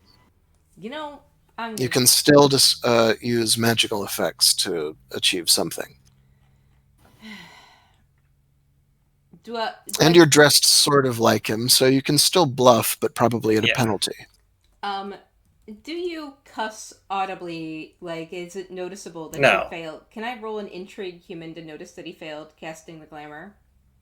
I didn't fail casting a Glamour. Oh, you did get the glamour up. Okay, then never mind. Yeah, but the disguise fails. The disguise failed. The He does mundane not look disguise. like Rurik. He looks like Potov dressed like a Sundome Templar. It's the beard. The beard's too long to be Rurik. You'll never take my beard, dwarf. Well. Anyway, so with what is the range of scan? What is the range of search? Zeal. It's sort of, what's the word I'm looking for? It's sort of subjective, but broadly speaking, search is close and scan is far. Okay, I'm going to. I have a question for you, Zeal. Would Farsight, the spell, apply to Earth Sense? Could I cast Farsight on Talak, and then they could project their Earth Sense over a long distance? No, it's Earth Sense, not Earth Sight. If it were Earth Sight, it would be called that. Okay. Because Sense works on vision rolls, I was wondering if we could fluff it that way. No, it's not vision. Yeah. Yeah. Okay. Then we'll have It's more like Toph's earthbending seeing. Yep. So we'll probably have to just get in. So Talek, just move in as the dwarf rep and show this thing and do your dwarf thing. I believe in you. This is going to require a bit of sermon masonry, so I'll back you up. Okay, I'm seated on the horse. I'm sort of reflecting the sun off my shield into their eyes, so they don't see me very well. Potov, don't you have a prepared sorcery casting? Yes, but it only works on a single individual. So if you can get me one-on-one with someone, I can totally convince them I'm Rurik. But yeah, so you want to keep that in the bank for now. I went with Create Hallucination instead of Create Image, which works on groups, but does not summon sounds, smells, or touches. Which would be disconcerting.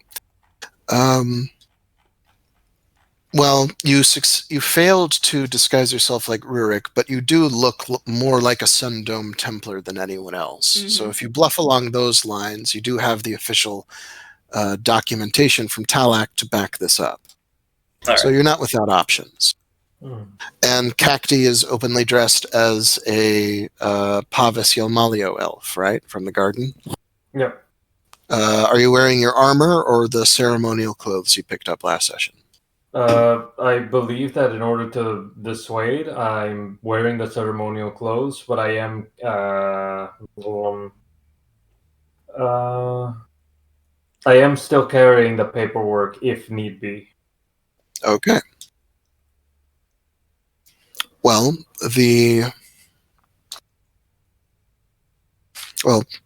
you, Potov, are you still going to try to pretend you're Rurik? Maybe not immediately. If everybody else in the party is commenting that my disguise is bad, I'll sort of like puff down and be a little deflated. It's just Okay. it's noticeable. I Then, don't. as a matter of designation, you're effectively Talak's group, the group sent from Pavis accompanying the rock dwarf Yep. with authorization. Surma All right. raises her visor to grin at Talak, where you're on her guard, and then she drops her visor back down. These Sundome types are all about order and hierarchy. Yep. And so it's very important for them to know who is the designated primary of any group approaching the temple. Yep. So All right. Surma will explain So- that to him or them. Sorry, very quietly on the way in. Okay, so I'm in charge, and I should act as though I am in charge. Yep. Very well. All right. Honor guard, follow me to the temple. Yep. And Talak, to the group, the outer defenses of the temple are mounted Sundome Templars who meet you at the road and ask your identity and business this close to the holy place of Yelmalio on the day of his enemies. Greetings. I am Talak of Pavis, and I have been sent on the authority of Ginkizi to inspect the vault of your temple. And I produce the slate proving that that is in fact the truth. All right. The slate is written in Trade Talk. What language did you deliver that in just now, Talak?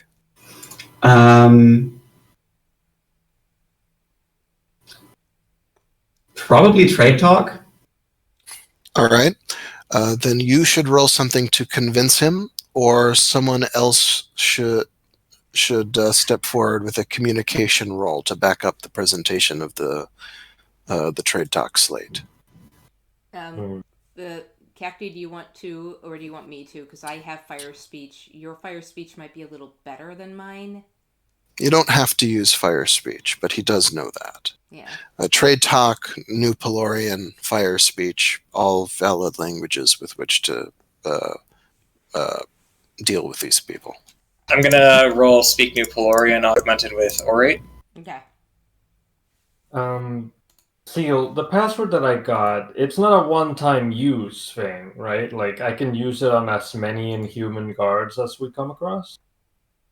Yes, it's all right. With the to Cacti, yes, it is the current password. Presumably, it changes with the sacred time or Yelmalio holy days, but it's the one that's currently in use. Okay. And Potov, you got a very nice success with your orate, which led to a normal success on what was your primary skill? Speak New Pelorian. All right. Yes, you break in New Pelorian, sort of translating the dwarf's trade talk into the local language effectively and authoritatively, which is enough between your various the temple regalia of the other two non-Mustali in the group to convince this guy that this is a legit mission from Pavis with a legitimate vault inspector and representatives from multiple Yelmalio factions. Yeah. So, We're also inspecting purses. Can I see yours? these a good Sundome Templar never carries money into the while in uniform. So Surma will whisper to Talak once they're out of earsight that we are establishing the hierarchy now, where you're in charge, and basically Potov is your lieutenant, and Cacti and I are just here. Just letting Talek know currently what the current hierarchy is at every moment. Thank So- you for that update, Minion. Yep, she chuckles. So you pass the opening inspection and are admitted beyond the outer guards into the temple precincts. Your animals are stabled. You're allowed to wash some of the dust off in the anterooms of the temple facilities. But until you actually approach number 4 on the map, the temple proper, no one will question you further. Do you do anything to prepare for the inner defenses of the temple before you approach them? Yeah, I mean, now seems like a good time to do the Earth Sense scan. Yeah. Or should I do that when I'm inside the temple? Earth Sense Scan would... you could use Earth Sense Scan now that you're within the temple precincts to get a sort of long-distance feel of the subterranean structures, yes. All right. Cacti, I'll do that. does Surma I'm gonna know augment about... the Earth. I'll not talk over this. Hold on.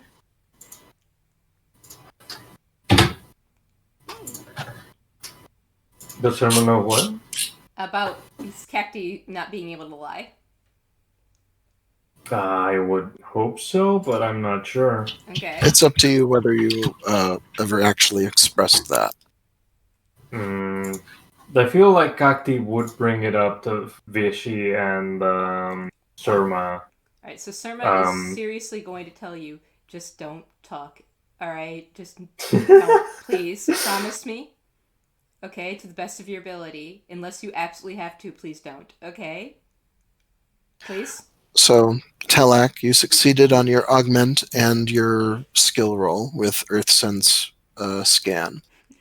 And once you're dismounted and walking within the temple precincts, you're able to just sort of ping outward through the soles of your boots, and you feel 2 significant underground structures. One is the cellars on the east side of the temple compound, if memory serves, and the other is an exact underground mirror of the above ground Sun Dome Temple itself, number 4, the big stepped, colonnaded, golden domed ziggurat place. There is an exact mirror of that above ground structure tunneled into the earth beneath it, creating a sort of mirror temple there underneath. Presumably that is the vaults. Yeah, that definitely seems like the Mastali built. You'll need to get from the outer temple precincts into number 4 on the map, the temple proper, to be able to use Earth Sense search to find the entrance to the vault. It is not publicly available or even known. All right. Again, Surma does, like, Cacti, please, just promise to the best of your ability, unless you absolutely have to, just don't talk. Nod, if you understand. And that you agree. Please. Kakti will nod, but she's going to also make a hand motion that's like more or less, because the circumstances may, extenuating circumstances may come up. She nods and she understands. Just, you can't lie and I don't want to get you in trouble. Okay, she turns to everybody else. We need fake names, so just to call each other in case of emergencies. It's just part of the joke. She's getting into this, by the way. She's enjoying this now. Well, but not you. You came here as Talek. You're fine. But everybody else, we totally need a fake name. I'll be Stoltenheim Reinbach the 4th. Okay. Kakti doesn't volunteer one, taking the whole thing seriously. Yep. Surma says, just call me Kava. Let's go.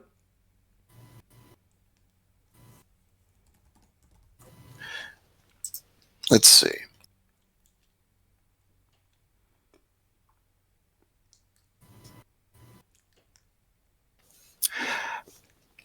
At the foot of the big steps leading up to the temple proper, which are 4C on that map.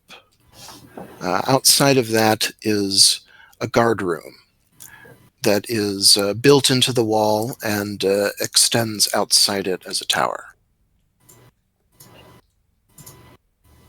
It's a sort of postern gate into the city. And there are 2 Sundome Templars always stationed at the bottom of that ramp on days like these, as well as a squad of guards in that guard room. The file captain of the squads in that guard room, a Yomalio initiate, is the fellow who addresses you very hierarchically when you approach the temple steps. He asks you to state your purpose and identities so that they may be entered in the record of the Golden Temple. Greetings. I am Tabak of Pavis, and I have been sent to inspect your vault. And I present the tablet. We're your honor guard, don't forget. Yeah, and I gesture towards Potov for him to introduce himself. Either of you should make a communication roll. I mean, I already did one on the way in. I want to let somebody else have one, but is this guy alone? The guards from the guards of the base of the steps also looking on, as well as someone from the file of guards in the guard room up in the doorway.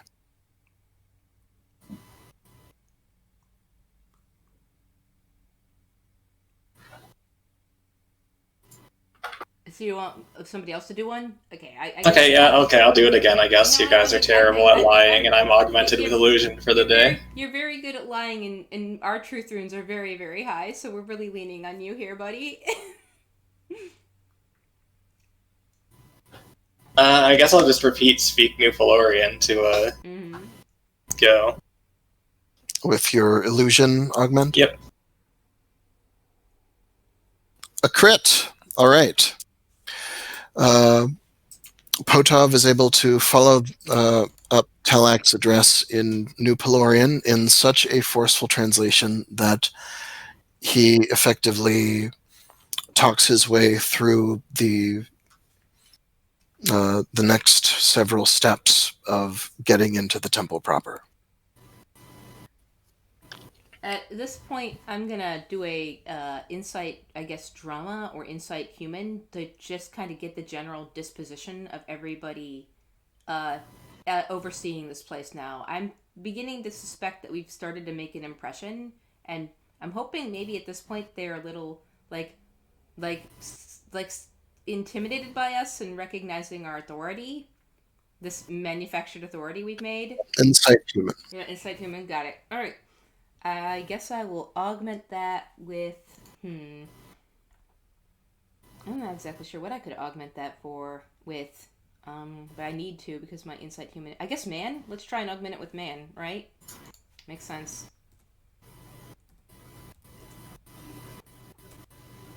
Nope, my man rune's about to go down. I fumbled. Yeah, roll 1d10. Yeah. Wow, at least I got that fumble on something, 5. Wow. You said you didn't want to civilize her too much. Well, this is the result. Yep. And that was fumbling a rune. Usually that inflicts... Well, let me just look up what it inflicts. Yeah. Seems like it would certainly impede her ability to read this very human, very civilized situation. On a fumble, the character immediately loses 10% from the rune, which just happened, and is overcome by psychic turmoil. This turmoil might last for a few minutes or a few days. We'll just say a few minutes. You're overcome by how fake and unnatural this whole hierarchical nonsense is. Surma is really chafed by the hierarchy. Yeah, the hierarchy is upsetting her. It is all very very staid and stratified compared to how nomads live their lives. Surma is very, very acutely aware in these circumstances of just how different her society is from the settled people in Pavis and Sun County. Gicky. All right, let's. But a normal success on my insight human. So even though I failed to augment with man, I still can read these people pretty well. Let's see. For the next several minutes, you can't use that rune at all. And avoid acting in accordance with that rune. So act less civilized for the next several minutes. All right. So Surma is like gonna read into these people first to get that read on them. But she's gonna. I guess her mask kind of slips. Like she's not acting like a Sundome Templar anymore. She's being very like I think at this point, to be honest, I'm gonna I have to raid this place again. Argrath said that I can just take things, so once we get into that vault, yoinkaroo, that'll be my uncivilized. Oh, that's also my civilized action. Yep. So we're teamed up there. Yep. We are now Team Crimes. All right, that is. Potov's extremely good speech roll parts the mundane defenders, most of whom are in the same sort of static ceremonial poses that were in place when Kakti visited the Pavis temple, and so most of them are simply standing to your side and do not move to intercept you once word passes that you're authorized to be here, which, according to the roles of the Golden Temple, you now are. There is a paper trail, but all the documentation technically backs it up. So, the interior of the temple, well, there's a great golden brazier that hosts the eternal smokeless light, which suffuses the interior of the golden dome. The walls are covered with paintings and carvings of Yilmalio's deeds. There are several important Yilmalio priests and a rune lord present just there in the brazier. There are also the presences of various spirits associated with the temple, which are not entirely visible to any of you, but Potov Dian Shu does inform you that there are several spirits of light and fire that are just on the other side of the middle world during these ceremonies. Of course. But you are inside the temple, and though there are some pretty powerful Yilmalians present, they will do nothing to obstruct you. Talak, now would be the time to roll Earth Sense Search to find the actual entrance to the vault. Could I also use architecture to sort of rely on my knowledge of Mostali architecture to guess where the entrance is likely to be? Yes, that would also... either of those would be skills, and one could be used to augment the other. Okay, my Earth Augment is still up. Does that count? Can't double augment. Yeah, if you use that, then one of those would be the skill. Yeah, I was thinking of using the Earth Augment to augment my architecture. Makes sense. All right.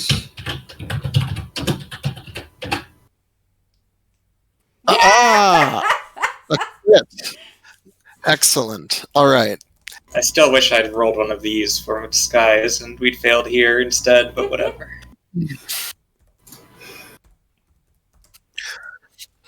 All right. Talak, you are your sense of Mostali architectural principles, though in no way informed by Flintnail's social or philosophical theories, is exact and precise. Once you are standing within the structure, it's just sort of obvious to you where the entrance to the vault would be. It's in a side alcove. It's reached by pressing a certain pattern of sandstone bricks in the wall of that alcove. And then a set of bricks rolls back and opens a downward passage lit by spirit magic light castings bound into sconces in the walls. The deep crypts of the Ilmalio temple are open to you. All right. And since it was a crypt, you are not intrusive in the course of finding them. You're simply able to discreetly lead your companions to the obvious opening and open it for them. And just walk with such certainty that it's obvious that I know exactly what I'm doing and I'm supposed to be here. Just that confidence of people who have nothing to hide. Especially, you're able to thread your approach so that you in no way intrude upon the anti-darkness rituals, none of which this relies upon, so you're not tripping their mojo senses in any particular way. All right. So let's head on down to inspect the vault. As I said, there are sconces projecting castings of the spirit magic light spell, providing illumination, a cold white light that's sort of like halogen bulbs. Over, well, a mirror of the above-ground temple complex. There are not many conventional treasures in the sense of like coins and gems and such. Most of that either gets incorporated into magic items above ground by the priests and rune lords, or is used to pay the Sundome Templars directly. What you find instead are the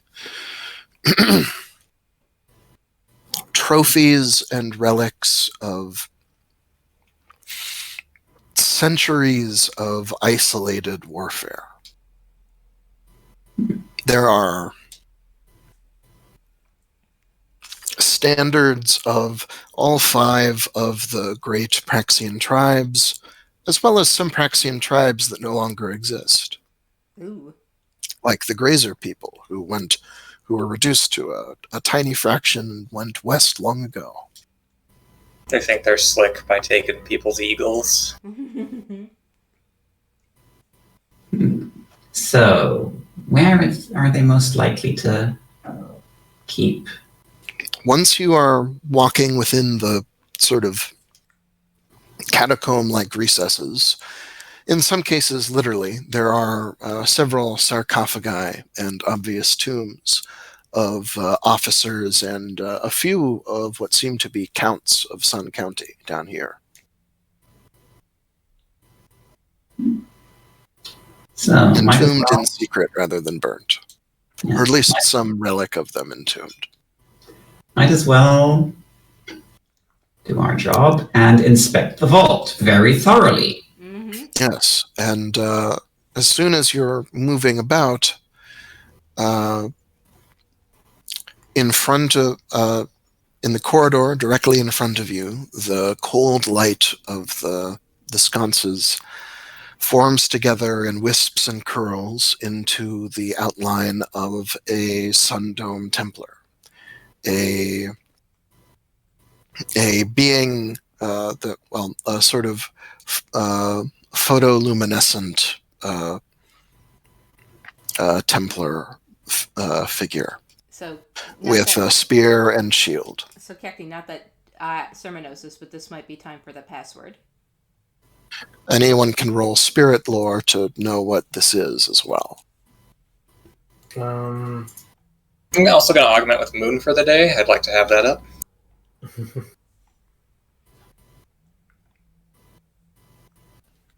There it is. I'm just going to roll an unaugmented spirit lore. Nope. No, not at all. But was that your spirit lore, Potov? Yes. All right. This is what they call a wraith in the bestiary. It is not exactly a ghost, more like a reflection or after image of a person that's separate from whatever goes down to the underworld. It has int, ka, and pow. It probably has runes at pretty high levels, especially the death rune, but no rune magic. It may have some spirit magic, and it primarily attacks through spirit combat. Its spirit combat damage does half of its POW to a particular characteristic. I roll 1d3 on the magic point damage, plus twice that in physical damage to a random location on subsequent hits. Okay, how's this thing's POW? What does Dianshu have to say about that? His POW is 16. It's less than him, but not by much. Alright. If you want to try it with the password, go ahead. Otherwise, I have another plan. Yeah, Seal, I'm gonna do that. I rolled my fire augment and it was a special success, so that's a plus 30, right? Yes. Okay. So my fire speech roll to say the password is 30. All right. Yes, normal. you are able to voice the language of heaven in the appropriate cadence and rhythm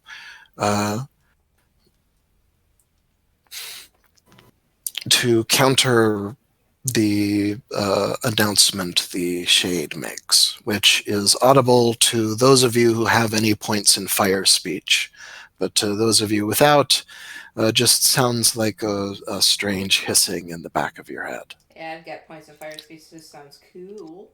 I have like 5% fire speech from speaking New Pelorian. It's enough to make this short statement understandable. The Wraith says that I am the guardian of this place, formed to defend it in the darkness. Speak the password or state your purpose. And Cockney supplies the password. Mm-hmm. And so the Wraith, which had set its long spear in the ready position, drops back to the ease position and steps to one side, fading back into the light. Potov Dianshu says that it has been put at ease, but that it is still watching you as you go about the crypt. It's the only thing here watching you, though, Potov, so wink. Exactly. Yeah. I know. I've got a hone. You're the person that just jumped into this business. I've got the finely honed criminal line. That's true. I'm your understudy. I have to learn from the master. But I think first we should find what we've come here for before we try anything funny. Yeah, let's get. And I would say that, Telak, your crit was with an architecture roll, right? Yeah. All right. Then everyone can make a search roll with whatever senses you have to find the item. Or if you have something magic like detect magic item, which is a spirit magic spell, or detect magic. Yeah, I'll do. There's different things you can use, but now you should roll to find what you're looking for. Yep, I'll actually cast detect magic. If augment's still on for my earth sense. Oh. My fire augment and then search. Yeah, I got a special on the earth sense search. Special on your search. That'll come up later, I think. How do you cast? Potov's keeping an eye out for treasure on the side. Yeah, same. Here's Cockney's visual search.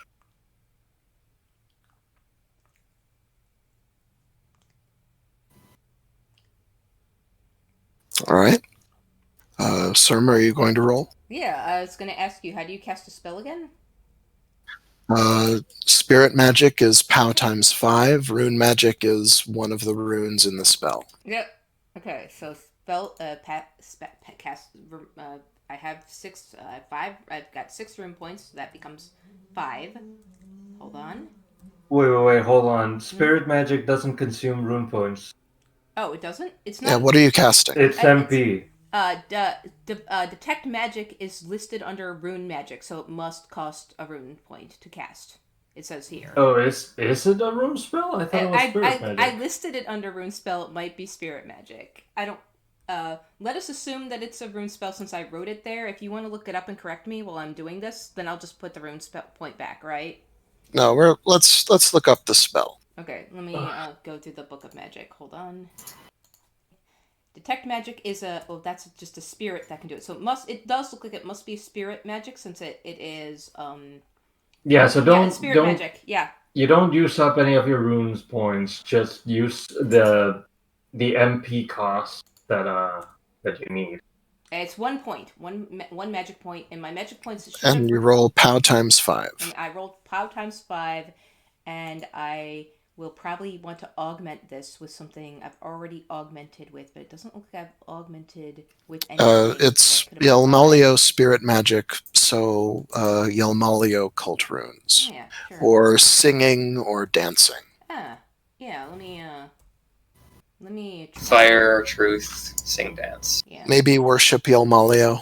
Ooh, my worship Remolio is not that good, so I'll just augment with fire, which I did. Yay! And I needed to build back up my fire rune anyway because I had a lot of points in it. Maybe don't augment magic by worshipping Yelmalio while you're stealing from Yelmalio's temple. Exactly. Hold on. So POW times 5 plus 20. Yep. So 90 plus 20 is 110. I could still fail this stuff, folks. So. I mean, even if you're special. All right. Special for both. All right. Everybody got a normal or better, and Potov and Surma each got a special. The thieves got specials. I also got a special on my Earth Sense That's true. Oh, so everybody but Cacti got a special? Yep. Apparently. Wow. Okay. Yes. So, Cacti. Well, you are sort of religiously obligated to be interested in nothing but what you are here to get, since you have that documentation from Light Sun Friend proving it. Mm-hmm. I'm also distracted by actively thinking of not speaking, I guess. So you turn a blind eye to the trophies and relics of the last several hundred years of the Sundome Temple's history. You are searching only for this cylinder seal. And you find it. It is about the length of a troll's forearm, which is pretty variable, but usually about 4 feet. It is about as thick as well. It is made of lead and inscribed all over with dark speech runes, which look like finger and tooth gouges into the surface of the lead. It's pretty indecipherable if you don't have any read-write dark speech. And I do not. So. It is resting on a... Make much of it. Sorry, go on. It is resting on an onyx plinth in an alcove in what would be the main fane in the above-ground temple, but is weirdly inverted here. And it is just one of many strange objects that is put in a place of position of seeming reverence by dotting this place.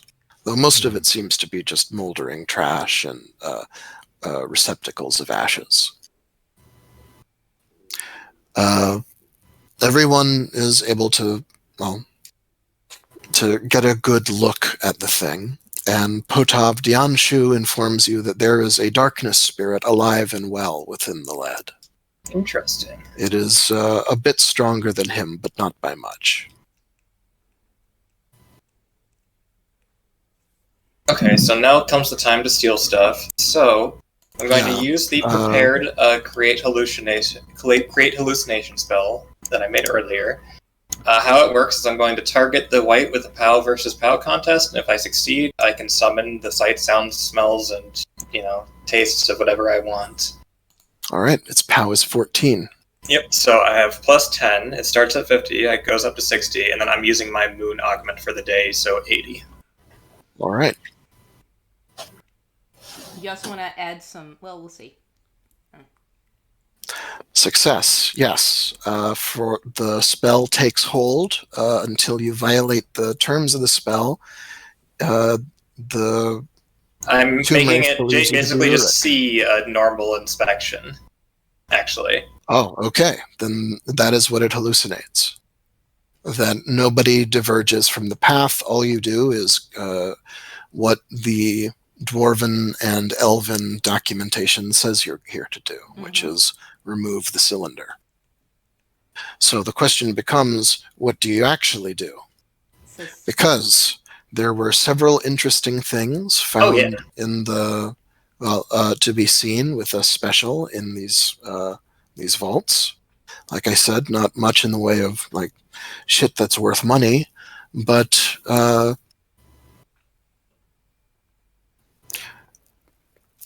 well, with a special, what Potov, what sort of things would you have been looking for? Usually crystals. I think I'm still after those, or any sort of item with a bound spell matrix. A bound spell matrix. That is actually... All right. Yeah, actually I have enough crystals. Let's go for a bound spell. All right. Let me look at the red book for a second. While I'm looking, Surma and Talak, each of you also got a special. What sort of details of the tombs would your characters have been looking for while you were searching for the cylinders? So what Surma is going to recommend to you, Talak, is you study this so that you can get it to the dwarves, so they can copy it and also speak, right? Also translate. Yeah. Yeah, that was my intention anyway. Yep. And I have to think about this because there's a lot of opportunity here. They had a lot of banners of Sable Riders. Banners of Sable Riders, and stuff of that nature.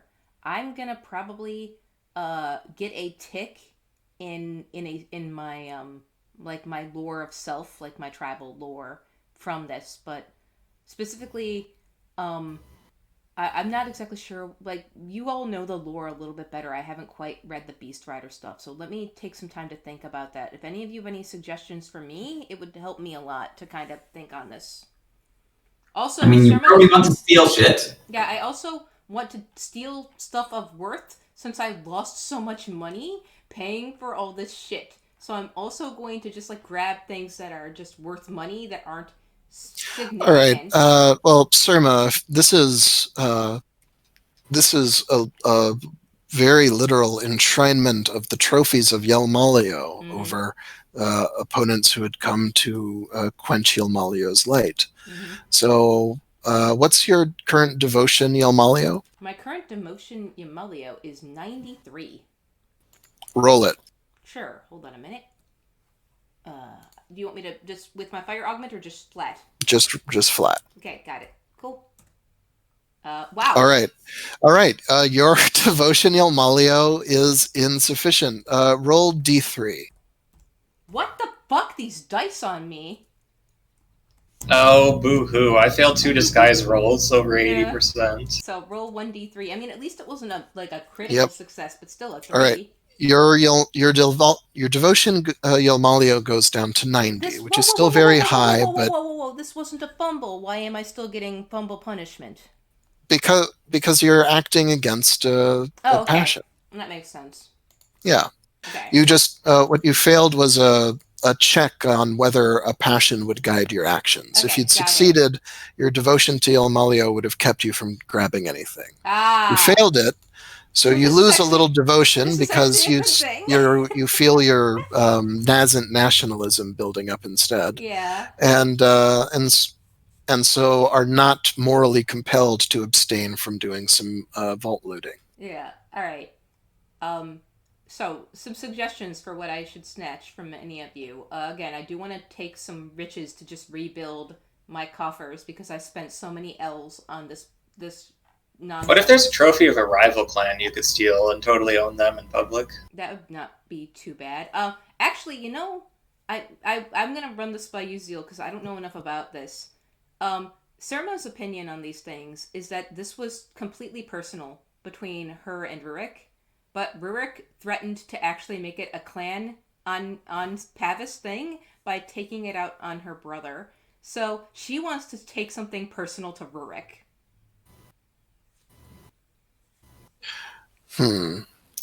Would that blow up, or would that be what, as Argrith put it? Well, it depends on whether Rurik comes down to check the vaults, since the one witness they would have would say that nothing was stolen. Yeah.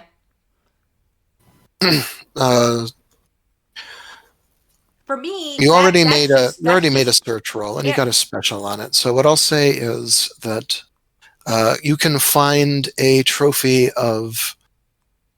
It's got a little placard on it, and it's like Rurik Runesphere won this in year. Yeah, exactly. There's a carved. There's a carved declaration in the plinth holding, let's say, a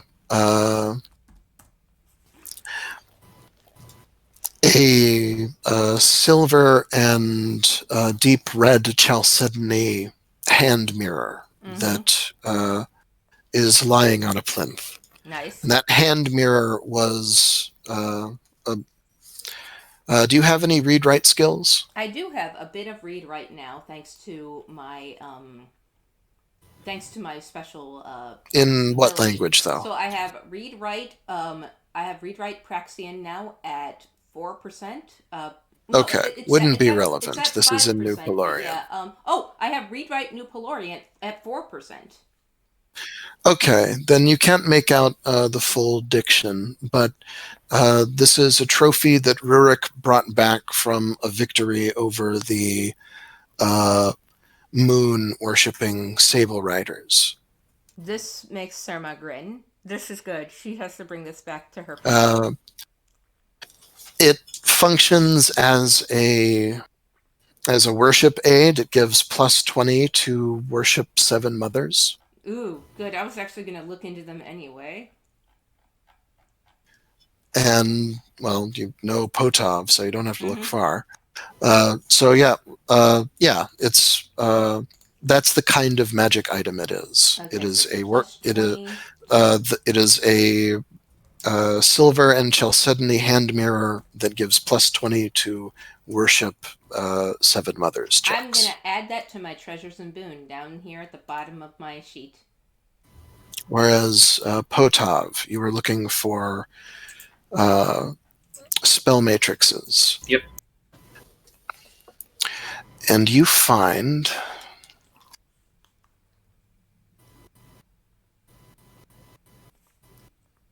Let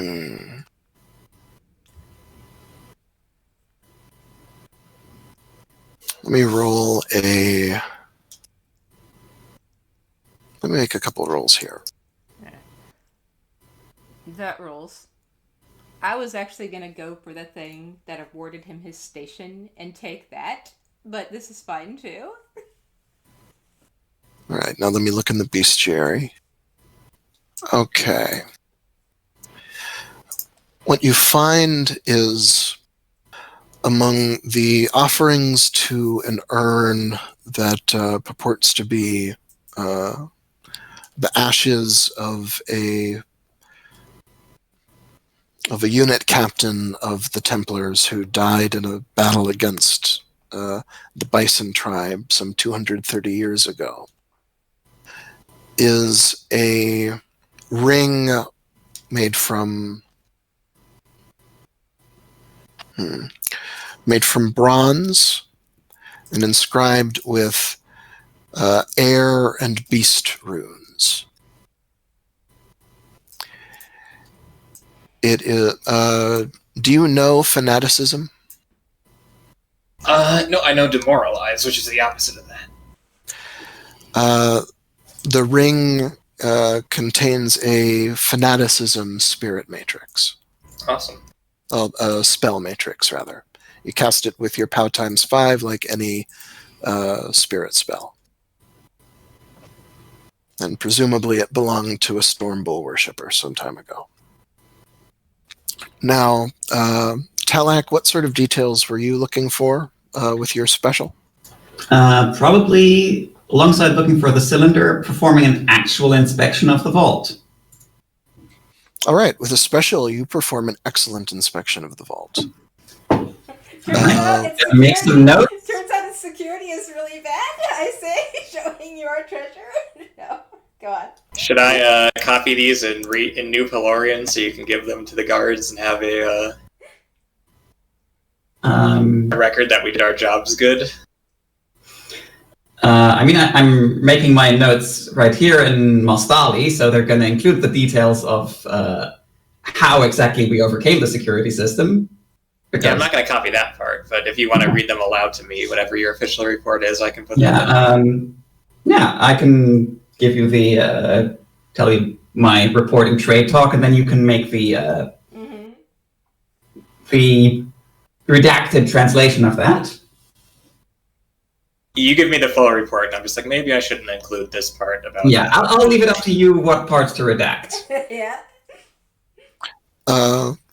Those of you who are taking things, do you want to try to make any rolls to keep those actions secret from the others? Cacti got a normal to detect such things, and Talak got a special.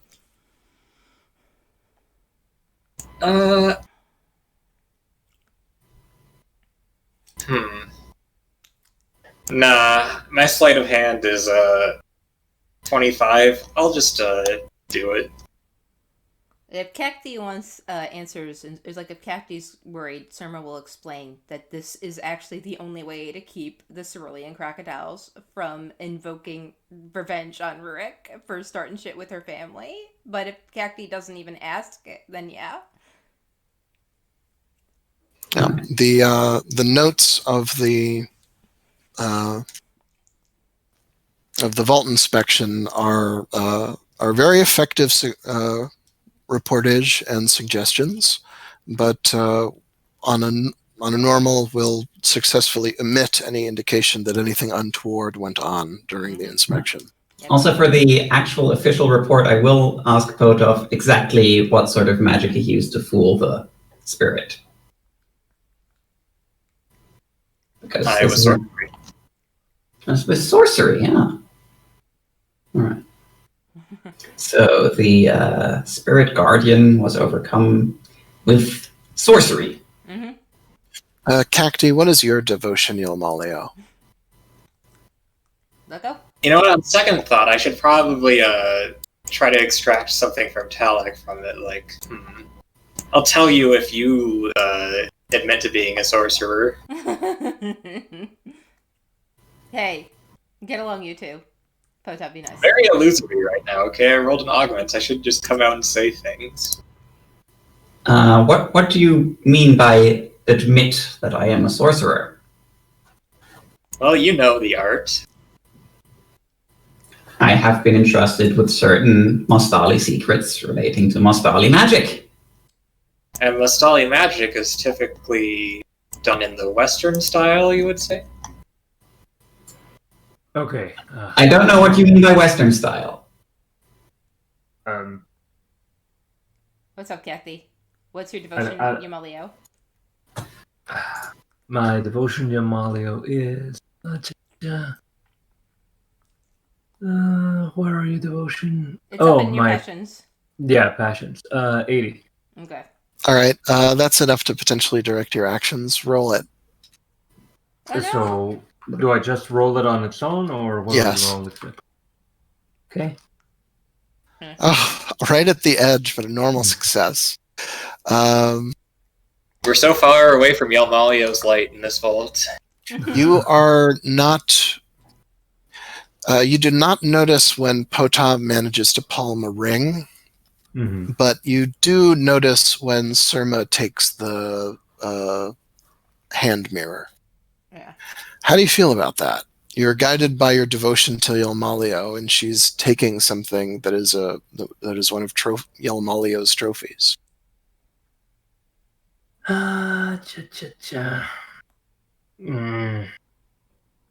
Do I know the lore behind the hand mirror? Make a Homeland Lore Prax roll, I guess. Okay, let me see. You can just augment that if you want to try and give yourself a better chance, but yeah.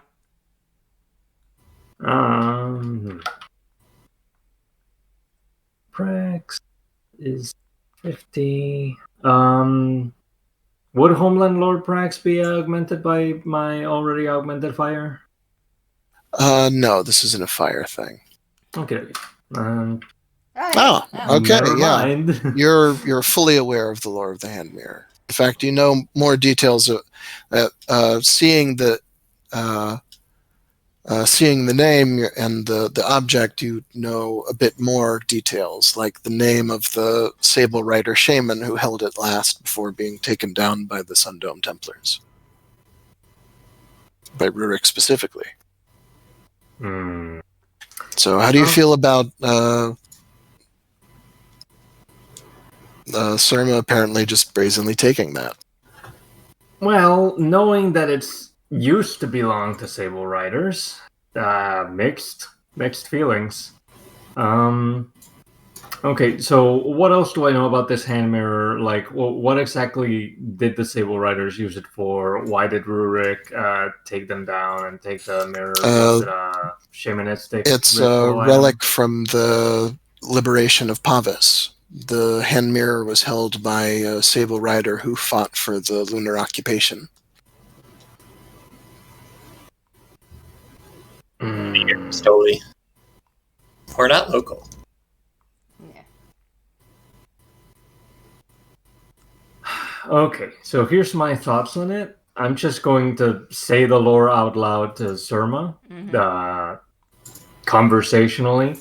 But I am essentially wiggling my fingers like I do want to swat your hand a bit, but I also am not actually going to try to stop you beyond that because Surma sighs, and again, since she explains to you Beast Rider culture, so she is fascinated by the history. Do you want me to make a charm roll with this, or do you just want to role play it out? Because what she explains is, among the Cerulean crocodiles are family. Going after family when you have a personal grudge against somebody, going after one of their relatives to start shit versus reconcile is a huge, egregious act that would have caused a big could have potentially caused a big kerfuffle and turned this into a clan on Sun County thing, and getting this back because Burek didn't know that. He doesn't understand Beastlander culture. He was just doing his authoritarian civilization person thing. So he was acting in ignorance, but this will curtail that so it doesn't become a big, huge thing. I have to restore the honor of our people. I have to take something back that is personal to him because he made it big by going after my family. Cacti, effectively, without needing a sense motive roll, you get that Surma has failed her devotion Yelmalio and is acting on tribal and family lines instead. She's acting on tribe. She's explaining, I'm doing this for the tribe. This isn't a Yamalio thing. I'm doing this for our family in order to keep this from becoming a huge thing. I don't want a war. Now pipes up in the background. Hey, Surma, remember when you tried to murder some teenagers for stealing from you? I do. Okay. He got back to inspecting this ring he's stolen. I had a talk with Argrath about this, and Argrath explained that this kind of dishonor is rectified by this, and I agree. So, how are we going to transport out the cylinder without the guards asking us questions while we're carrying a relic out of the... It is pretty big, as I described. Interestingly enough, Surma hadn't had time to turn the blanket she got from doing the job over. So she'll just pull out that blanket, wrap the cylinder. I have another idea first. Go ahead. You said there was a spirit of darkness in this thing, right? Mm-hmm. Yes. Can I get Dianshu to communicate with it? Is it awake right now? Dianshi does have spirit speech. Yes, the darkness spirit is awake. As Dianshu said, it's slightly more powerful than him, but not by too much. He says that it describes itself, he describes himself as a Dehori. Okay, can you tell it that we're here to liberate it from Yelmalian captivity and return it to the ooze? There's a pause, and then Dianshu says, the Dehori is very animated by that. Okay, can you also tell it that it's very large and it would be helpful if there was some way to carry it out? Maybe if it could get smaller or... Make itself lighter. Yeah. I have the strength, by the way, to be able to lug this, but yeah, it is pretty big. It's less about the strength and more about the overtness of big thing. Yep. Yeah. Even if you argue that you came in with the blanket, I assume that the blanket was not shaped like a big ass cylinder. Yeah. Yeah. The Dehori says that yes, it could eat some of this lead and then spit it back out later, but lead doesn't it can't digest lead so well. Make it an offering and it could do this. Okay, let's grab some stuff from the vault and offer it. An offering of MP. Yeah. Oh, okay, yeah. I've got plenty.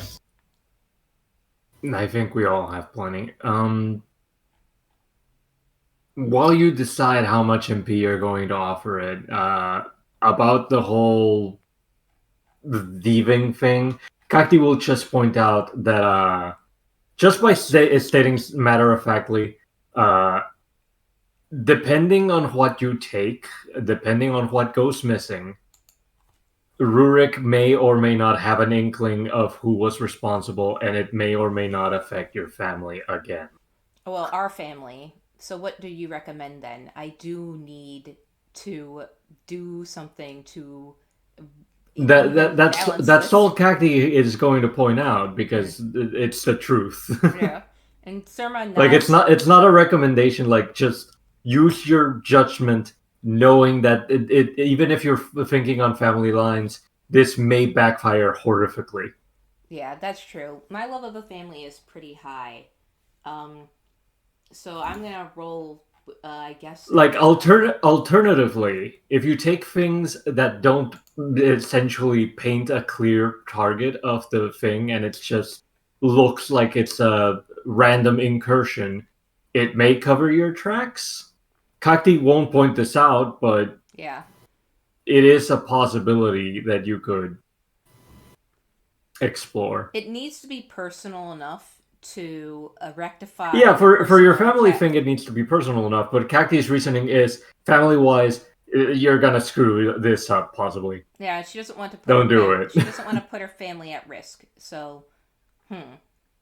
I guess... You may just add to the family members that are affected, because Kakti has interacted with Rurik, and it's going to be incredibly obvious to Rurik if, like, more shit goes missing.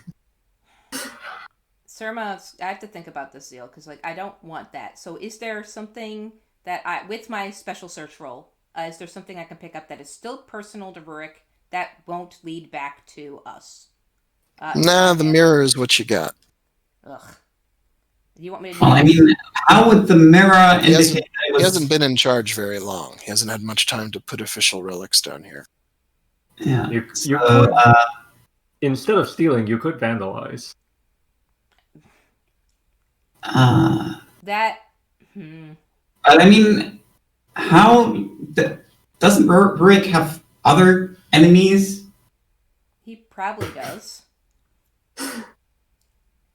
From what you've told me, he doesn't seem good at not making enemies.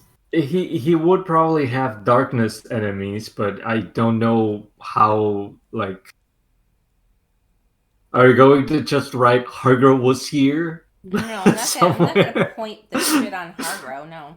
Yeah, no, like Look, let's. we don't know anybody that we could pin this on if that's what if you're thinking Well, of. since the cylinder is going to be missing, it's going to look like it was darkness associated. Yeah. It is? But Rurik knows that we're taking the cylinder. Yeah, doesn't know that we're also like spitting in his face by taking the mirror. You can write, can't you? Cacti can read write Prax. Let's explain it to him. Let's write it down in Fire Speech. He can probably read that. Can you write in Fire Speech? I cannot read write Fire Speech. Can you read write Trade Talk? Just Prax. Fuck. Can he? What are you intending to write? I want to explain that he almost caused a big issue between tribes and. Maybe explain that to him if and when he finds out that you took the thing and confronts you. Yeah. But he's already proven he won't confront me directly, that he'll keep taking it out on people I care about, because his honor is different than mine.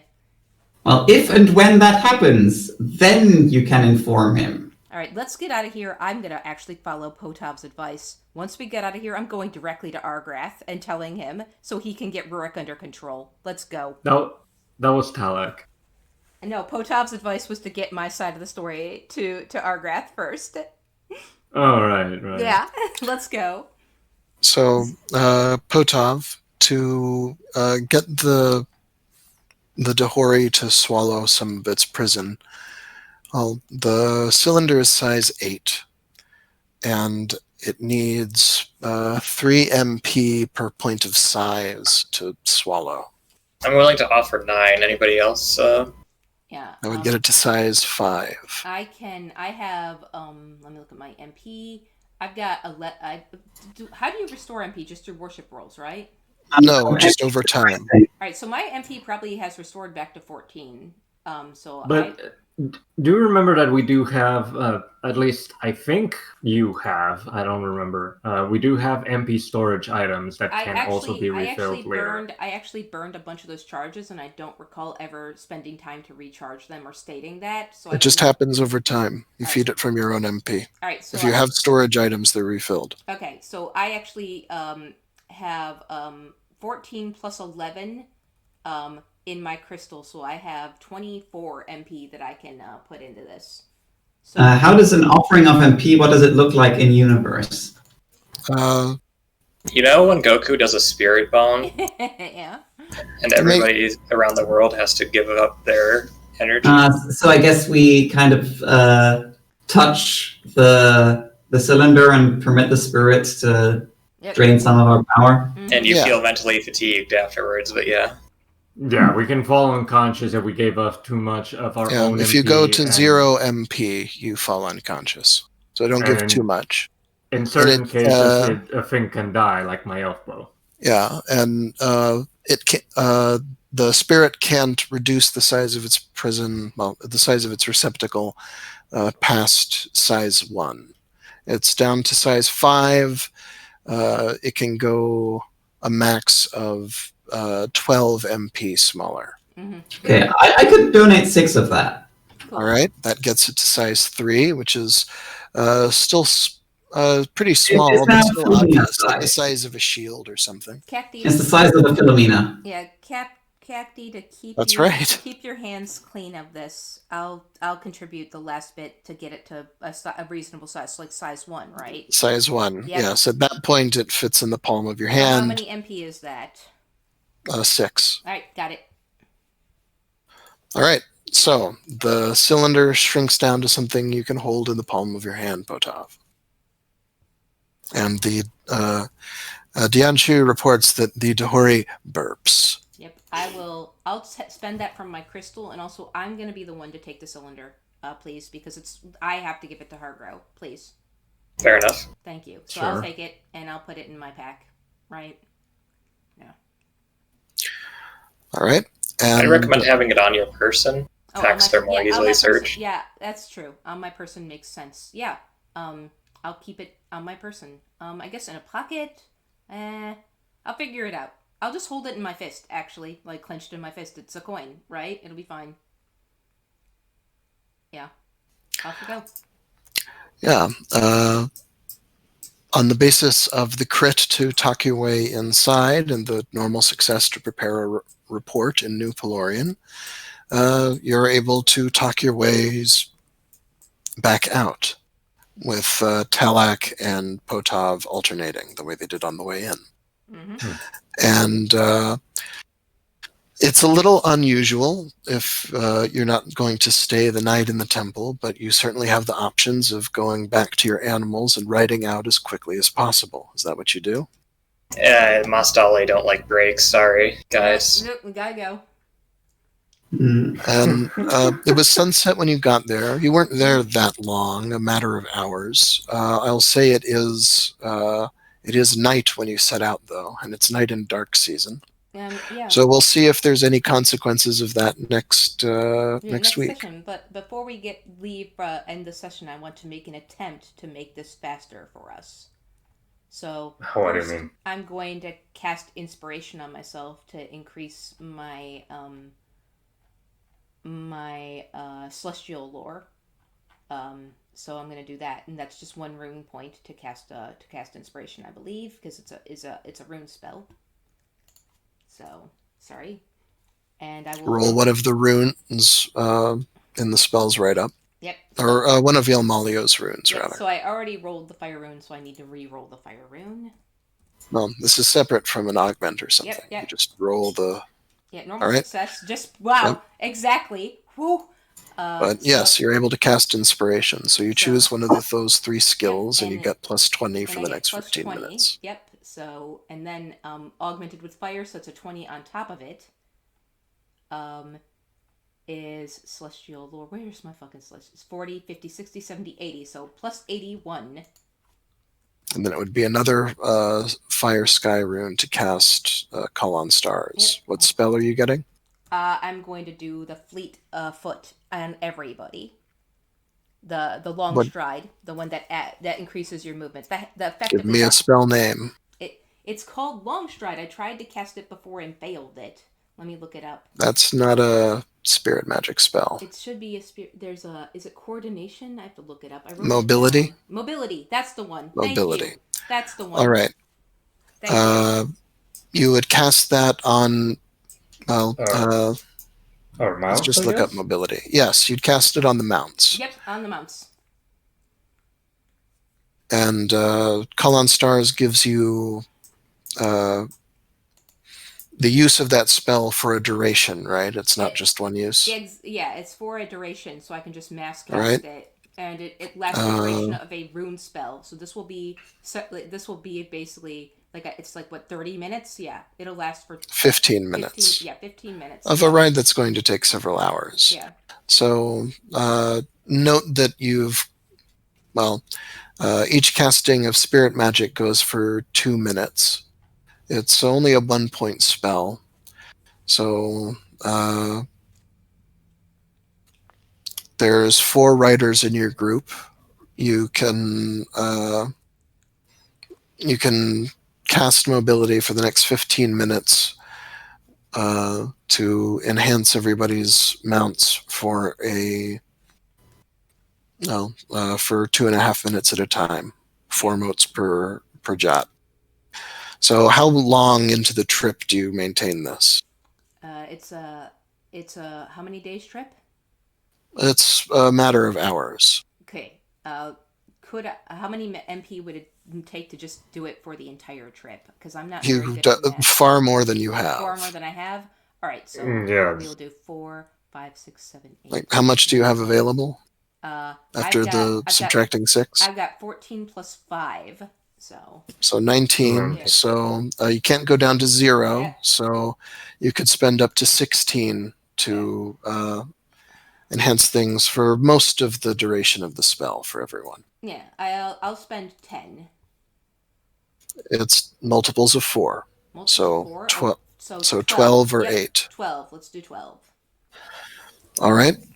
So you cast it on every mount 3 times. Yeah. So for the next So for the first 7.5 minutes after leaving Sundome Temple, your mounts race along at unnatural speed, Mm-hmm. which Yeah, gets and you well out of sight of the outer defenses extremely quickly. Yeah, which is where we'll need the speed the most in case they decide to, just check up on the vault. Mm-hmm. If one of them for any reason gets the impression, maybe they forgot something, weren't they? I might be wrong, but I think they might have forgotten something, and then they'll go check, and then, oh no, they didn't forget something, they did the opposite. Yeah. And we'll conclude the dark season stuff and probably move on to storm season next week. Yep. Cool. All right. Thank you, everybody. All right. I'll see ya next week. Bye. Jeez.